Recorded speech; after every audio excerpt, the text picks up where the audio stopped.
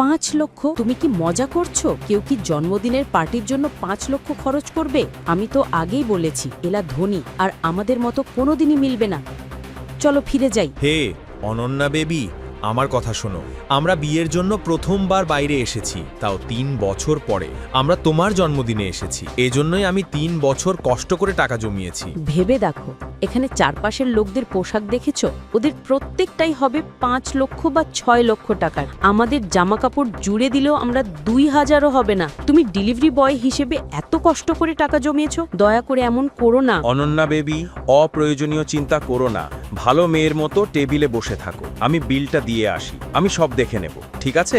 যতই চেষ্টা করুক, অনন্যা অভিনবকে থামাতে পারল না। অভিনব, অপেক্ষা করো। তখনই সেখানে এক ধনী মানুষ হেঁটে যাচ্ছিলেন। আকস্মিকভাবে অনন্যার তার সাথে ধাক্কা হয়। ধনী মানুষের দামি কোট ওয়াইনে নষ্ট হয়ে যায়।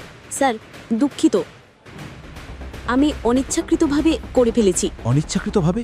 তুমি কি অন্ধ? একে এখানে কে ঢুকতে দিল? দুঃখিত স্যার, আমি এই কোটটা পরিষ্কার করে দেব স্যার। তুমি কি এটা পরিষ্কার করবে? তুমি কি এই কোটটির মূল্য জানো? আমি এটা ফ্রান্স থেকে 20 লক্ষের বিনিময়ে আমদানি করিয়েছি। এর জন্য তুমি কি বলবে? বিষয়টাকে বড় বানাবেন না স্যার, সবাই দেখছে স্যার। অনুগ্রহ করে স্যার, আমি এখানে চুপচাপ চলে যাব স্যার। তুমি চলে গেলে এই স্যুটটার জন্য কে জবাব দেবে? কে পরিশোধ করবে? আমি তোমাকে এত সহজে যেতে দেব না। তোমাকে এর জন্য জবাবদিহি করতে হবে, না হলে তুমি কি করবে? কে এই নতুন ঝামেলা? এই রেস্তোরাঁর মান এতটাই খারাপ হয়ে গেছে, এখনই এই মুহূর্তে আমার বউকে ক্ষমা চাইবে। অভিনব প্লিজ। কে? আমি? আমাকে ওর কাছে ক্ষমা চাইতে হবে? দয়া করে আমার কথা শোনো অভিনব। তুমি ওনার কাছে ক্ষমা না চাইলে আমরা এখান থেকে যেতে পারবো না অভিনব। উনি বিগ ইন্ডাস্ট্রিজের মালিক। কোনো সমস্যা তৈরি না করে ওনার কাছে ক্ষমা চাও। আমার মনে হচ্ছে তুমি আমার কথাটা বুঝোনি। তোমাকে এক্ষুনি আমার বউয়ের কাছে ক্ষমা চাইতে হবে, না হলে তুমি কি করবে? আজকেই আমি তোমার জীবন ধ্বংস করে দেব। তুমি কি জানো আমি কে? তুমি কি জানো এই শহরে আমি কত বড় হীরা ব্যবসায়ী? মিলিয়নিয়ার, ট্রিলিয়নিয়ার সবাই আমার পকেটে। আমি চাইলে তোমাকে মেরেও ফেলতে পারি। আমি চাইলে এক চুটকিতেই আমি তোমার পুরো ব্যবসায় ধ্বংস করে দেব। দেখতে চাও? করো, যদি পারো করো।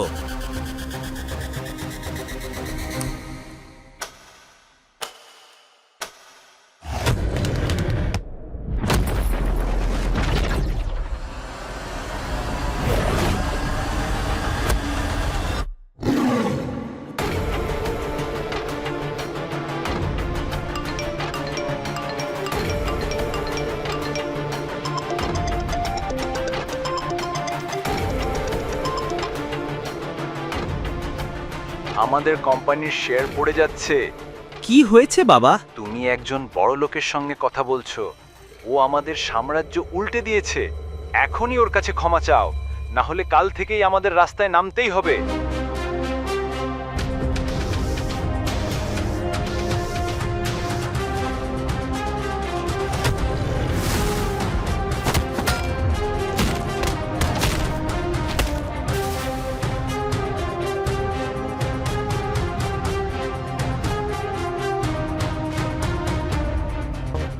আপনি কে স্যার? যদি অভিনব এত বড় লোক হন, তাহলে কেন তাকে সারাদিন রাত ডেলিভারি বয় হিসেবে কাজ করতে হয়? অভিনব হচ্ছে এক জামাই। তার শাশুড়ি তাকে কাজের লোক বানিয়ে রেখেছিলেন। তার শাশুড়ি শারমিলা অভিনবকে রান্নাঘর থেকে বের হতে দেখে তাকে লাঞ্ছিত করার চেষ্টা করে। আমি বুঝি না তুমি কিভাবে তোমার বউয়ের টাকায় খাচ্ছ। অলস মানুষ। আমার পা ব্যথা করছে, এসো এবং ধরো। আমার একটা জরুরি কাজে যেতে হবে, আমি আবার ফিরবো। হাই, তুমি এমন আচরণ করছো যেন একে কোনো হোটেল মালিকের সাথে দেখা করতে যাচ্ছ। তুমি তো খাবার ডেলিভারি করতে যাচ্ছ। আমি তোমাকে সেই টাকা দেব। এসো এবং আমার পা ধরো। অনন্যা ভিতরে আসে। এই কি শোরগোল? তুমি কেন চিৎকার করছো? আমার কি একা চিৎকার করার জন্য মাথা ব্যথা হচ্ছে? তোমার স্বামী এই বাড়িতে আমার গলার কারণ। তোমার দাদু তাকে তোমার সঙ্গে বিয়ে দিয়ে তোমার জীবন নষ্ট করেছেন। বলি তো, তাকে এই ঘর থেকে তাড়িয়ে দাও। সে অনর্থক। অনন্যা, আমি অভিনব, উনি যা বলেছেন তাই করো এবং চলে যাও। না অনন্যা, আমার একটা জরুরি কাজ আছে, আমি ফিরে এসে এটা করব। অভিনব বাড়ি ছেড়ে দ্রুত বেরিয়ে পড়ল। শর্মিলার ক্রোধ বেড়ে গেল। ওকে ফিরে আসতে দাও। এই কুকুরটার একটা জায়গা আছে। যদি আমি এই ভিখারি কুকুরটাকে ঘর থেকে না তুলে ফেলি,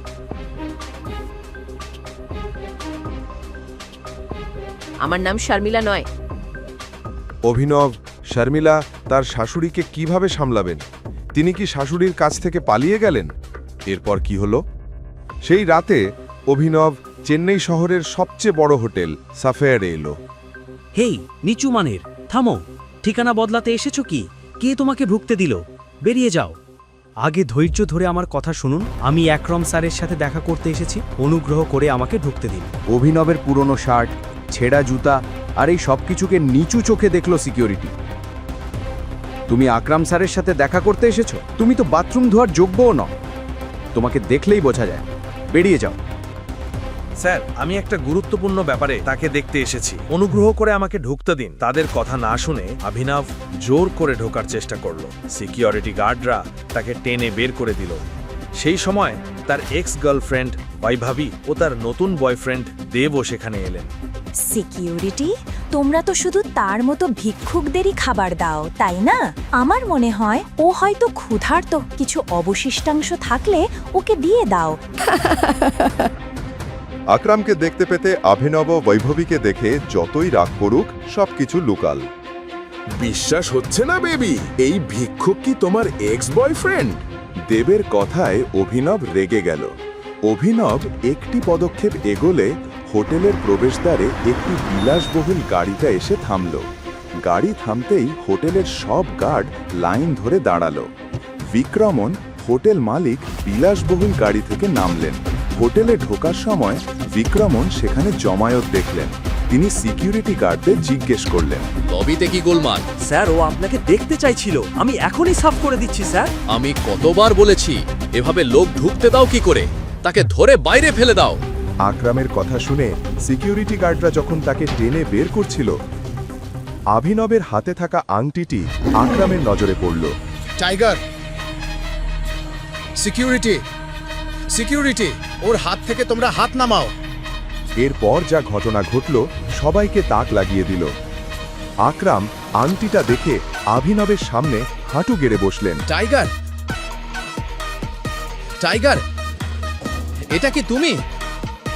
আমি তোমাকে ঠিকমতো চিনতে পারিনি টাইগার। শহরের সবচেয়ে বড় ব্যবসায়ী কারো এক জিনিসের জন্য অভিনবের পায়ে নত হলেন। অনুগ্রহ করে আমাকে ক্ষমা করে দাও টাইগার। অভিনবের আংটির পেছনে কি রহস্য, সেই রহস্য কি সকলের সামনে উন্মোচিত হবে? পরের দিন অভিনব অনন্যার অফিসে দুপুরের খাবার দিতে গেল। অফিসটি খুব ভিড়ভাড় ও উত্তেজিত ছিল। সেই সময় প্রবেশপথের টিভিতে ব্রেকিং নিউজ! সরকার টেন্ডার পাওয়ার পরও অর্থের অভাবের কারণে এখনো ব্যবসা শুরু না করা ভেদিকা ইন্ডাস্ট্রিজকে অভিযোগের মুখে পড়তে হয়েছে। যদি তারা 1-2 দিনের মধ্যে ব্যবসা শুরু না করে কোম্পানিটি দেউলিয়া হয়ে যাবে। এর কারণে কোম্পানিটি পরিচালনা করা ব্যবসায়ীরা গভীর সমস্যার মধ্যে পড়েছেন। ভাই, সংখ্যাগুলো ভালো দেখাচ্ছে না। যদি এভাবেই চলতে থাকে কোম্পানি দেউলিয়া হয়ে যাবে। আমাদের হাতে বেশি সময় নেই, আমরা বড় বিপদে আছি। চিরাগ, অনন্যার বন্ধু ও ব্যবসায়িক অংশীদার। অনন্যার দাদু হারদেব পাল সিংহের বুদ্ধিতে তিনি কোম্পানিটি তুলে নিয়েছিলেন। এরপর বন্ধু চিরাগ অংশীদার হিসেবে এসেছিলেন এবং তিনি অনন্যাকে জীবনসঙ্গী হিসেবে চেয়েছিলেন। কিন্তু তার আগে কোনো অজানা কারণে অনন্যাকে এই গরিব ডেলিভারি বয় অভিনবের সাথে হারদেব পাল সিং বিয়ে করে দেন। অনন্যা অনেক কষ্টে আছেন।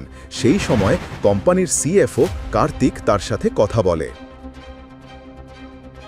অনন্যা, কোনো বিনিয়োগকারী আমাদের টেন্ডার ফাইনাল করতে সাহায্য করছে না, আর ব্যালেন্স শিটও ঠিক দেখাচ্ছে না। যদি এভাবেই চলে কেউ আমাদের কোম্পানিকে দেউলিয়া হওয়া থেকে আটকে পারবে না। কার্তিক, শুধু আমি জানি আমার দাদু এই কোম্পানি তৈরি করতে কতটা পরিশ্রম করেছেন।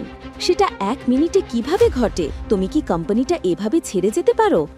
তুমি কি বলছো বোঝো? তুমি এভাবে ছেড়ে যেতে পারবে না। কেউ তো দয়া করে কিছু করো। অনন্যা, তোমার দাদা একবার আমাকে পুরনো এক শক্তিশালী সহযোগীর সাথে যোগাযোগ করিয়ে দিয়েছিলেন। আমি কি তাদেরকে বিনিয়োগ করার জন্য বলি? ওহ না স্যার, অনুগ্রহ করে এখানে অতীতের কিছু আপডেট নিয়ে আসবেন না। এই সংবাদ শুনলে কেউই আমাদের কোম্পানিতে বিনিয়োগ করবে না। কার্তিক, তোমার প্ল্যানটা শুনি। রবি কুমার অনন্যার দাদুর পুরনো বন্ধু হরদেব পাল সিংয়ের সময় থেকেই এই কোম্পানিতে কাজ করে আসছেন। হরদেব পাল সিং থাকা অবস্থায় তিনি কোম্পানির গুরুত্বপূর্ণ সিদ্ধান্তের একটি বড় অংশে ছিলেন, কিন্তু এখন তিনি এখানে কেবল নামমাত্র অ্যাডভাইজার কাজ করেন। Good morning লোবো, have a bright and beautiful morning. চুপ করো। কি লোবো, আজ অফিসটা এত ব্যস্ত কেন? তুমি সব সময় বাড়িতে চাকরের মতো কাজ করো। তুমি খবর দেখছো না? তুমি যে এত বড় শিল্পপতির জামাই, তুমি কি তোমার ব্যবসা নিয়ে ভাবতে পারো না? ব্যবসা সম্পর্কে যতটা জানি তা যথেষ্ট। কি হয়েছে? চোখ খুলে টিভি দেখো। আনন্না কোম্পানি সরকারকে একটি নোটিশ পাঠিয়েছে, যেখানে বলা হয়েছে যে নির্ধারিত সময়ের মধ্যে কাজের অভাবের কারণে তারা যথেষ্ট টাকা পায়নি এবং তারা কোম্পানি বিক্রি করার সিদ্ধান্ত নিয়েছে। কর্মীরা দ্বিধায় পড়েছেন যে আজ কি কোম্পানির শেষ দিন।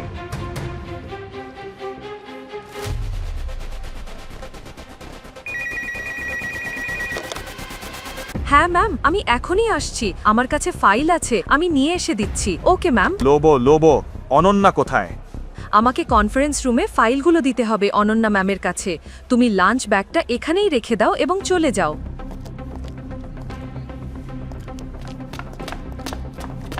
হে অভিনব। অনুমতি ছাড়া অভিনবকে ঢুকতে দেখে সবাই অবাক হয়ে গেল। কেবল তাই নয়, সবাই জানে অভিনব হলো ওই অকেজো জামাই যে শাশুড়ির ঘরে থাকে। আমার তোমার সাথে একটা গুরুত্বপূর্ণ বিষয়ে কথা বলতে হবে। অভিনব, বেরিয়ে যাও। তুমি কি কোনো ভদ্রতা ছাড়াই হঠাৎ ঢুকবে? তুমি আর এক সমস্যা, বেরিয়ে যাও। অনন্যা, আমি এই সমস্যাটা সমাধান করতে পারি। আমার একটা আইডিয়া আছে, আমাকে 5 মিনিট দাও। হেই, এখানে কি চলছে? মপিং করার লোকেরা কি ব্যবসার আইডিয়া দিতে এসেছে? আমি জানতে চাইছি তুমি ব্যবসা সম্পর্কে কি জানো? তুমি কি কোনো পরিচিত ব্যবসায়ী? তুমি আইডিয়া দিতে এলে? ব্যবসা সম্পর্কে কি জানো? কিভাবে সাহস করেছো? তুমি তো ডেলিভারি বয়, তাই না? যদি তুমি ডেলিভারি বয় হও তাহলে শুধু খাবার পৌঁছে দেওয়ার কাজ করো। এই ব্যবসায় আইডিয়া দেওয়ার কাজ হলো। অনন্যা, আগে ওকে চাকরি থেকে বের করে দাও। ও সব সমস্যার কারণ। তোমার সাহস কিভাবে হলো? তোমাকে এই অফিস গেটের ভিতরে ঢুকতে দেওয়াটা একটা ভুল ছিল। অনন্যা, আমাকে 5 মিনিট দাও।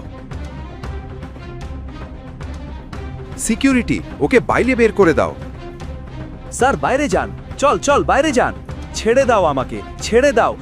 তখন লোভ এবং চিরাগকে সে অনুরোধ করল। স্যার, অনুগ্রহ করে শান্ত থাকুন। আমি এই ব্যাপারটা দেখে নেব। তুমি ফাইল এনেছো? হ্যাঁ। আমাকে দাও। আমি ফিরে এলে ওকে এখানে দেখতে চাই না। রাগ করে চিরাগ কনফারেন্স রুমে ফিরে গেলেন। ওকে ছেড়ে দাও। তুমি কি জানো ও কে? ও চোর না, ও তোমাদের অনন্যা ম্যাডামের স্বামী। ভুলে গিয়েছো? বেরিয়ে যাও। দুঃখিত ম্যাম। ধন্যবাদ লোবো। ভালো হতো যদি ভেদিকা আর তার মা তোমার মতো ভালোবাসা দিত। তুমি কেন এভাবে বলো অভিনব? আমার সঙ্গে এসো এখনই। লোবো। অভিনব, ভুল বুঝবে না। তুমি একজন ডেলিভারি বয় এবং একজন হাউসব্যান্ড। তুমি কি করে এত বড় কোম্পানিকে সংকট থেকে বাঁচাতে পারবে? আমি জানি না কিভাবে লোবো, কিন্তু আমাকে এই কোম্পানিটা বাঁচাতে হবে। যখন সবার বিরোধিতা ছিল তখন শুধু হরদেব পাল সিং আমার ওপর বিশ্বাস করে অনন্যাকে আমার সঙ্গে বিয়ে দিয়েছিলেন। আমি এমন একজন ভালো মানুষের কোম্পানি নষ্ট হতে দেব না। ঠিক আছে অভিনব, কিন্তু তুমি কি করতে পারো? লোবো, এটা জরুরি। আমার এই কোম্পানির শেয়ার হোল্ডারদের তালিকা দরকার। এটা কি হচ্ছে অভিনব? তুমি কি আমার সঙ্গে খেলছো? তুমি তো সব কিছু দেখছো যা ঘটছে। তুমি যে সব ফাইলের কথা জানতে চাইছো সেগুলো কনফারেন্স রুমে আছে। চাইলেও আমি ভিতরে ঢুকতে পারি না। এটা কি হচ্ছে সারবা? ঠিক আছে, আমি যাচ্ছি।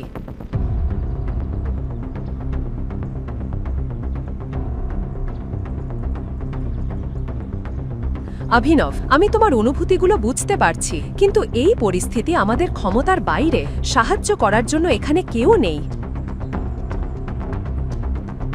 একজন আছেন, তিনি অবশ্যই তোমাকে সাহায্য করতে পারবেন। কে সেটি ম্যাডাম?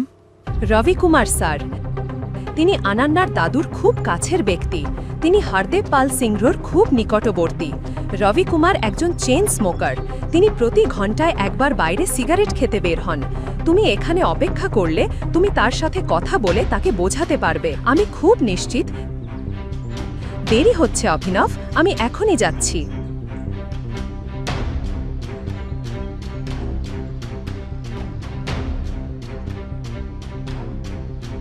নমস্কার মিনিস্টার স্যার, কেমন আছেন? অভিনব স্যার, তুমি আমাকে ফোন করেছো? তোমার ফোনের জন্য আমি কৃতজ্ঞ। স্যার, এটা কিছু না, আপনি দয়ালু। আমি আপনার কাছ থেকে একটা ছোট উপকার চাইছি। আপনি আমাকে সাহায্য করবেন? তুমি কি করতে বলবে বলো।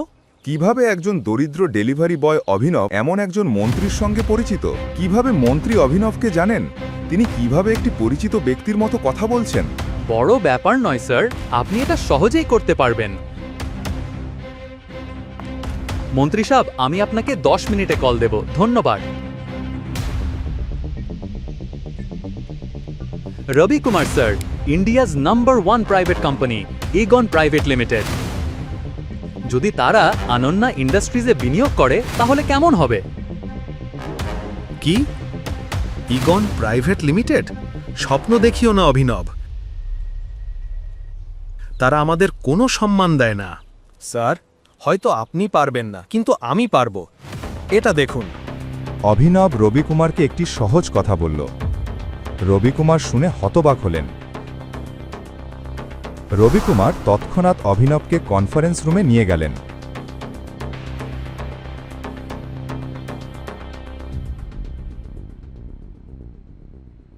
বাবা, হেই, নিচু মানের, এখনো কি চলে যাওনি? চিরাগ, ভদ্রতা রাখো। যেই হোক, প্রথমে সম্মান করতে শেখো। অনন্যা, অভিনবকেও একটা সুযোগ দাও। ওর একটি ভালো পরিকল্পনা আছে। এখানে কতটা সিরিয়াস অবস্থা চলছে, আর তুমি একজন জোকার নিয়ে এসে আমার সঙ্গে মজা করছো?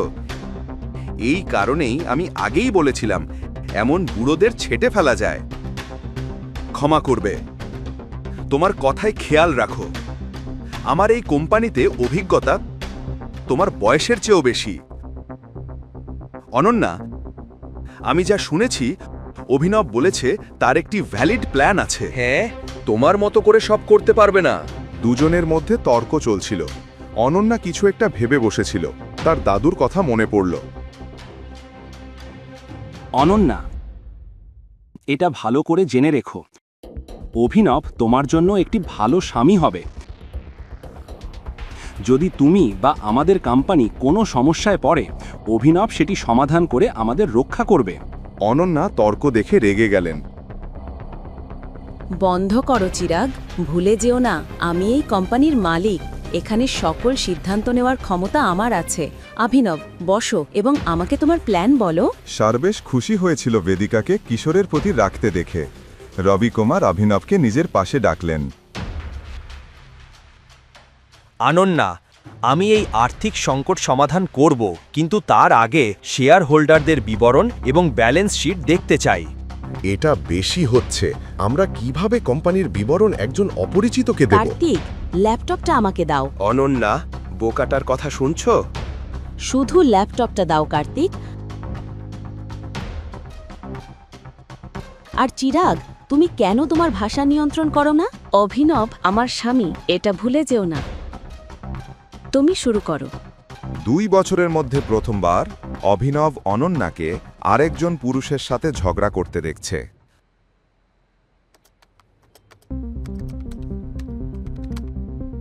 অনন্যা, আমি এই স্টেটমেন্টগুলোতে অনেক অনিয়ম দেখতে পাচ্ছি। আমি দেখতে পাচ্ছি আমাদের বিনিয়োগকারীরা ছেড়ে যাওয়ার প্যাটার্ন। শুধু তাই নয়, আমার ব্যালেন্স শিটে লেনদেন নিয়ে সন্দেহ আছে। হেই, বাজে কথা বলো না। এটা বলো, তুমি কিভাবে কোম্পানি বাঁচাতে যাচ্ছ? এই শেয়ার হোল্ডারদের কিভাবে নিয়ন্ত্রণ করতে যাচ্ছ? অনন্যা, আমি চাই কোম্পানির শেয়ারগুলো পুনঃক্রয় করতে। চমৎকার আইডিয়া।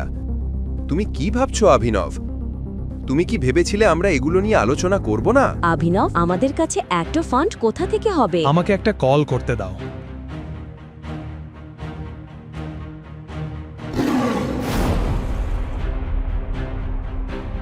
অভিনব তার ফোনে একটি নম্বর ডায়াল করল। তিনি যে ভঙ্গিতে কথা বলছিলেন তা শুনে অনন্যা সহ সবাই হতবাক। কার্তিক এবং চিরাগ চরমভাবে চমকে গেল। হ্যাঁ মিস্টার রত্না, এখন যা বলবো মনোযোগ দিয়ে শোনো। ইগন প্রাইভেট লিমিটেড ইন্ডাস্ট্রিজকে এখনই অনন্যা ইন্ডাস্ট্রিজে 500 কোটি টাকা ট্রান্সফার করতে হবে। তারপর পাবলিকভাবে ঘোষণা করতে হবে যে ইগন ইন্ডাস্ট্রিজ এবং অনন্যা ইন্ডাস্ট্রিজ একত্রিত হয়েছে। সবচেয়ে গুরুত্বপূর্ণ, এখনই আহুজা কর্পোরেশনের সমস্ত শেয়ার সম্পূর্ণভাবে কিনে ফেলো। ওকে, আমি পরে তোমাকে আবার কল করব।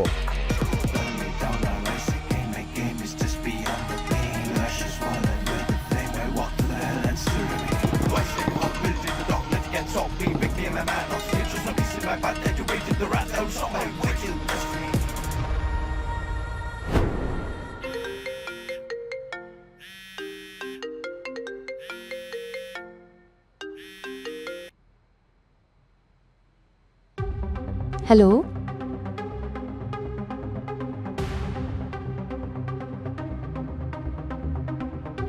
রবিকুমার অভিনবের এই চুক্তিতে খুশি ছিলেন, কিন্তু অনন্যার শকে ছিলেন যে তিনি কোটি কোটি টাকার ব্যবসা পরিচালনা করছেন। তিনি বিভ্রান্ত হয়েছিলেন কিভাবে একজন ব্যক্তি যে হাউসব্যান্ড হিসেবে বসবাস করছে এত চতুরভাবে ব্যবসা চালিয়ে ইগন প্রাইভেট লিমিটেডকে তার কোম্পানির সাথে মার্জ করতে পারল।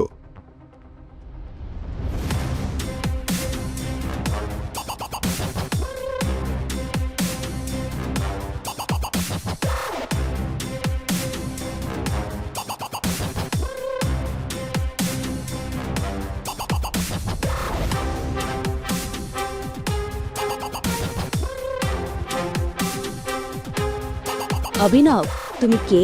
অভিনব অনন্যাকে হাসি নিয়ে দেখল, কিন্তু ওর কাছ থেকে কোনো উত্তর পেল না। দরিদ্র ডেলিভারি বয় সার্বেশ কিভাবে সে দেউলিয়া অনন্যা ইন্ডাস্ট্রিজকে 500 কোটি টাকা বিনিয়োগে সাহায্য করল। একজন মানুষ যিনি পরিবারের জামাই হিসেবে দাসের মতো কিভাবে ভারতের সবচেয়ে বড় কোম্পানিকে ভেদিকা ইন্ডাস্ট্রিজের সঙ্গে মার্জ করালেন। কার্তিক এবং কিশোর কি ভেদিকা ইন্ডাস্ট্রিজকে সরকারি টেন্ডার কাজ চালাতে না পারার কারণ? মন্ত্রী আর সার্বেশের ঘনিষ্ঠতার পেছনে কি রহস্য আছে? অভিনব অনন্যার প্রশ্নের উত্তর দেওয়ার আগেই তার চোখ খুলে গেল এবং সে দেখল সে তার নিজের বাড়িতে আছে। সবটাই ছিল একটা স্বপ্ন, কিন্তু অভিনব সেটা বিশ্বাস করতে পারছিল না।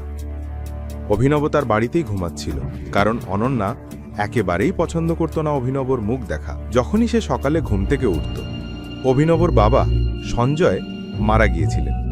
সেই থেকে সে খুব একা হয়ে গিয়েছিল। সে ভালোভাবেই মনে রেখেছিল তার বাবার মৃত্যুর পেছনে থাকা মানুষের মুখ। আজ অভিনবকে উঠেই আকরামের সাথে দেখা করতে যেতে হতো। অভিনব দ্রুত প্রস্তুত হলো এবং আকরামের জায়গায় পৌঁছল। আর আকরাম তাকে দেখে খুব খুশি হলো। আর সে বলল, শেষ পর্যন্ত আমরা তোমাকে খুঁজে পেয়েছি টাইগার। টাইগার, গত 18 বছর ধরে আমি তোমাকে খুঁজছিলাম। তুমি আমাদের টাইগার, এই বহু বিলিয়ন ডলারের বিজনেস এম্পায়ারের উত্তরাধিকারী, যা আমরা 3 বন্ধু মিলে তৈরি করেছি। আমি, তোমার বাবা সঞ্জয় আর রানা অগ্নিহোত্রী। আকরাম দেওয়ালে ঝোলানো একটা ছবির দিকে ইশারা করল, যেখানে সঞ্জয়, আকরাম আর রানা ছিল। 3 জনই সেখানে উপস্থিত ছিল। রানা অভিনবকে দেখে হতবাক হয়ে গেল। সেই দিনের দৃশ্য আবার তার চোখের সামনে ভেসে উঠল। যে লোকটি সেই রাতে অভিনবর বাবাকে গুলি করেছিল, যে আক্রমণের পরিকল্পনা করেছিল, সেই রানা। বন্ধু হয়েও রানা অভিনবর বাবাকে বিশ্বাসঘাতকতা করেছিল। অভিনবর চোখ রাগে লাল হয়ে উঠল। এটা দেখে আকরাম জিজ্ঞেস করল, কি হয়েছে? তুমি এত রেগে আছো কেন? না, আমি ঠিক আছি। তুমি তো আমার সাথে কিছু কথা বলতে চেয়েছিলে, তাই না? আকরাম উত্তর দিল, হ্যাঁ, আমি আমাদের কোম্পানি দ্য মাফিয়া কিং সম্পর্কে তোমাকে একটু বলতে যাচ্ছিলাম। আমরা 3 জন মিলে দ্য মাফিয়া কিং শুরু করেছিলাম, যার নাম শুনলেই দেশের রাজনীতিবিদ, সেলিব্রিটি আর সবচেয়ে বড় বড় মানুষ পর্যন্ত কেঁপে উঠত। কিন্তু তোমার বাবা চলে যাওয়ার পর সব ভেঙে পড়ল। এই সময় আমরা কিছু শত্রুও তৈরি করলাম। তারা এখন আর নেই। তাদের মধ্যে একজন হলো দিগপাল চিঙ্গাওয়া। সে বহু বছর ধরে তোমাকে খুঁজছে, সে তোমাকে হত্যা করতে চায় এবং আমাদের অস্তিত্ব মুছে দিতে চায়। বর্তমানে রানার ছেলে মান্টি দ্য মাফিয়া কিং এর সব কাজ সামলাচ্ছে, কিন্তু এখন থেকে কিছু কোম্পানির সিদ্ধান্ত তোমার হাতে থাকবে। তোমার দায়িত্ব তোমার বাবার কাজকে এগিয়ে নিয়ে যাওয়া, টাইগার। এটা শুনে অভিনব অবাক হয়ে গেল। আগের দিন পর্যন্ত তার পকেটে 100 টাকা পর্যন্ত ছিল না, আর আজ হঠাৎই সে হাজার হাজার কোটি টাকার কোম্পানির মালিক হয়ে গেল। এরপর অভিনব তার কাজে ফিরে গেল। সেখানে গিয়ে তার বস তাকে বকাঝকা করল, কারণ অভিনব আগের দিন আজে আসেনি। এর ফলে তার বসের অনেক ক্ষতি হয়েছিল। এমনকি পরিস্থিতি এমন হলো যে তার বস তাকে চাকরি থেকে বরখাস্ত করে দিল। তখন অভিনব তার বসকে বলল, ঠিক আছে, আমি চলে যাচ্ছি, কিন্তু দয়া করে এই মাসে আমি যতটুকু কাজ করেছি তার টাকা দিয়ে দিন। তোমার কারণে আমরা ক্ষতির মুখে পড়েছি।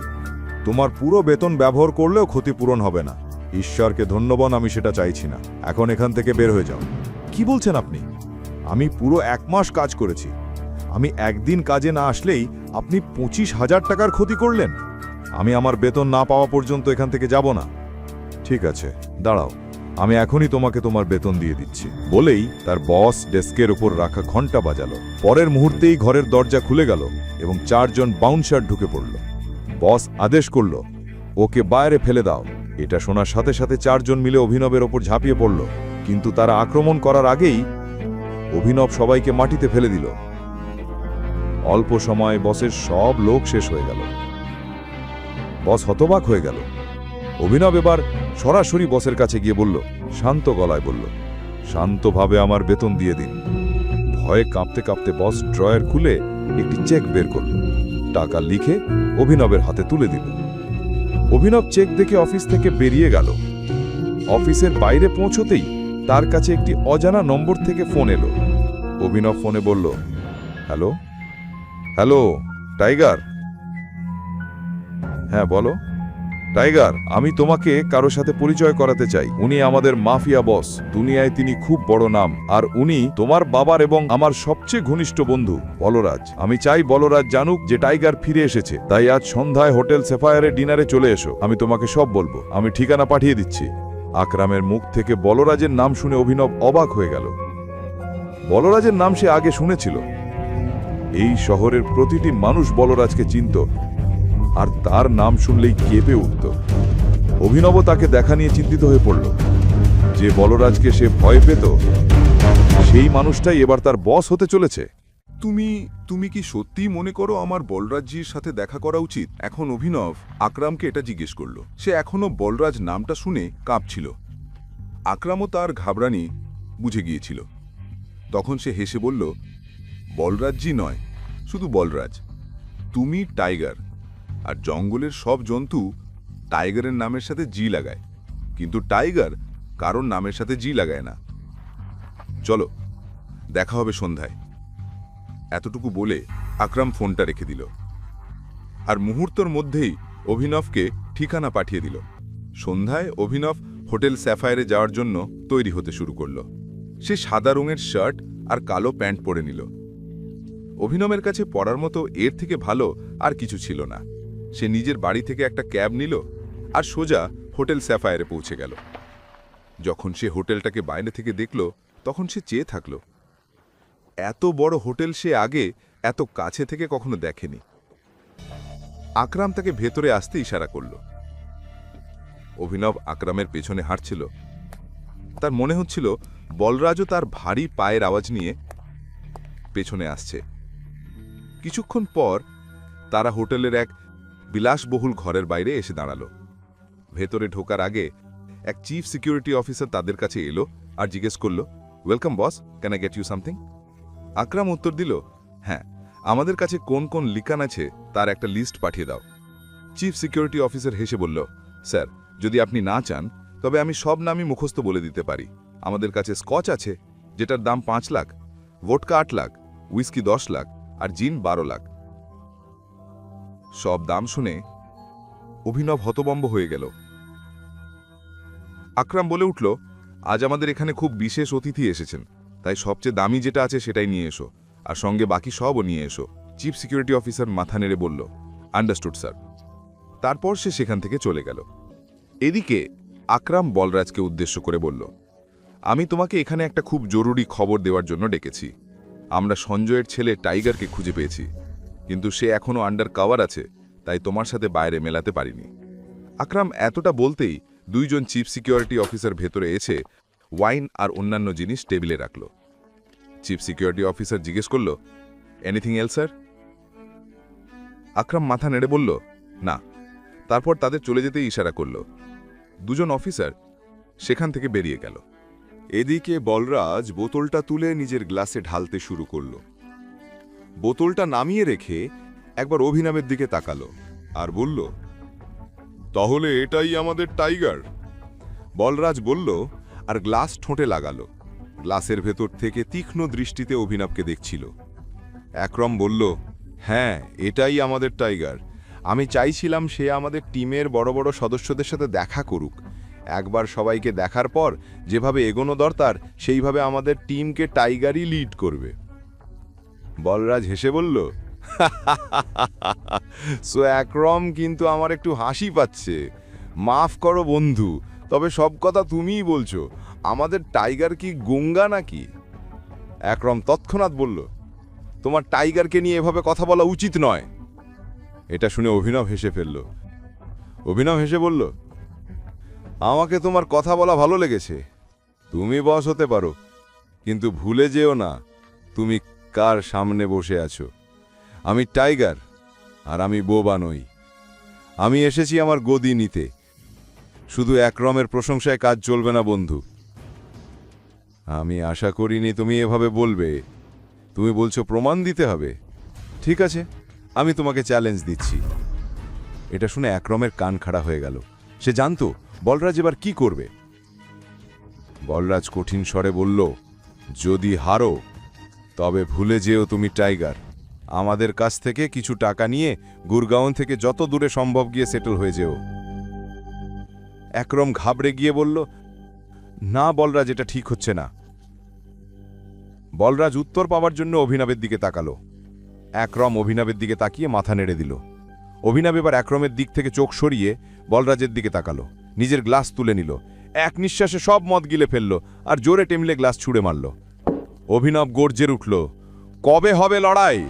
এটা শুনে বলরাজের মুখে হাসি ফুটল। একরমে তো তখনই মাথা ঘুরে গেল। না টাইগার, হোল্ড হোল্ড, তোমাকে কিছু প্রমাণ করার দরকার নেই। আকরাম বলল অভিনবকে। সে কোনোভাবেই অভিনবকে সমস্যায় ফেলতে চাইছিল না। আকরাম, আমি যা করছি নিজের ইচ্ছেতে করছি। বলরাজ আজ আমার সামনে যা বলছে, আমি চাই না আগামীতে কোনো যে সে আমার পেছনে বাজে কথা বলুক। শান্ত স্বরে উত্তর দিল অভিনব আর সরাসরি বলরাজের চোখের দিকে তাকালো। যখন আকরাম অভিনবর চোখে সেই দৃঢ় ভঙ্গি দেখল, তখন সে গভীর একটা শ্বাস নিল আর সব ছেড়ে দিল উপরের ভরসায়। প্রায় 1 ঘন্টা পরে বলরাজ অভিনব আর আকরামকে নিয়ে তার প্রাইভেট অ্যারেনায় এলো। এটাই সেই জায়গা যেখানে বলরাজ প্রায়ই লড়াই করত।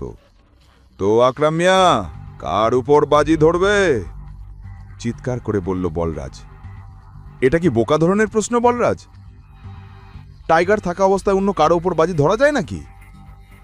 মুচকি হেসে জবাব দিল আকরাম। বলরাজ দাঁত খিচিয়ে বলল, খুব খারাপভাবে পেটাবো, লুকামোর জায়গা পাবে না। বলে সে রিংয়ে ঢুকে পড়ল। লড়াই শুরু হলো আর বলরাজ গর্জন করতে করতে অভিনবর দিকে ছুটল। প্রথম ঘুষিটা মারতেই অভিনব মুহূর্তের জন্য থমকে গেল। বলরাজ যেন কোনো হাতির মতো লাগছিল। তার ঘুষি অভিনবর নাক ভাঙতে যাচ্ছিল। এর আগেই অভিনব সজাগ হয়ে মাথা নিচু করে নিল। বলরাজের ঘুষি ফাঁকা গেল। সেই ঘুরে অভিনবর দিকে তাকালো। তার মুখে ছিল হাসি।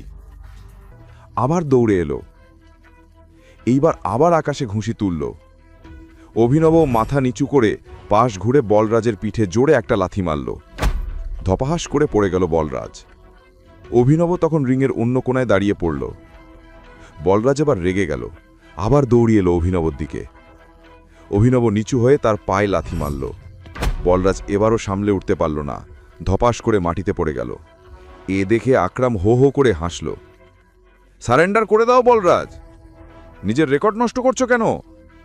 আমি কারোকে বলবো না যে তুমি টাইগারের কাছে হেরেছিলে।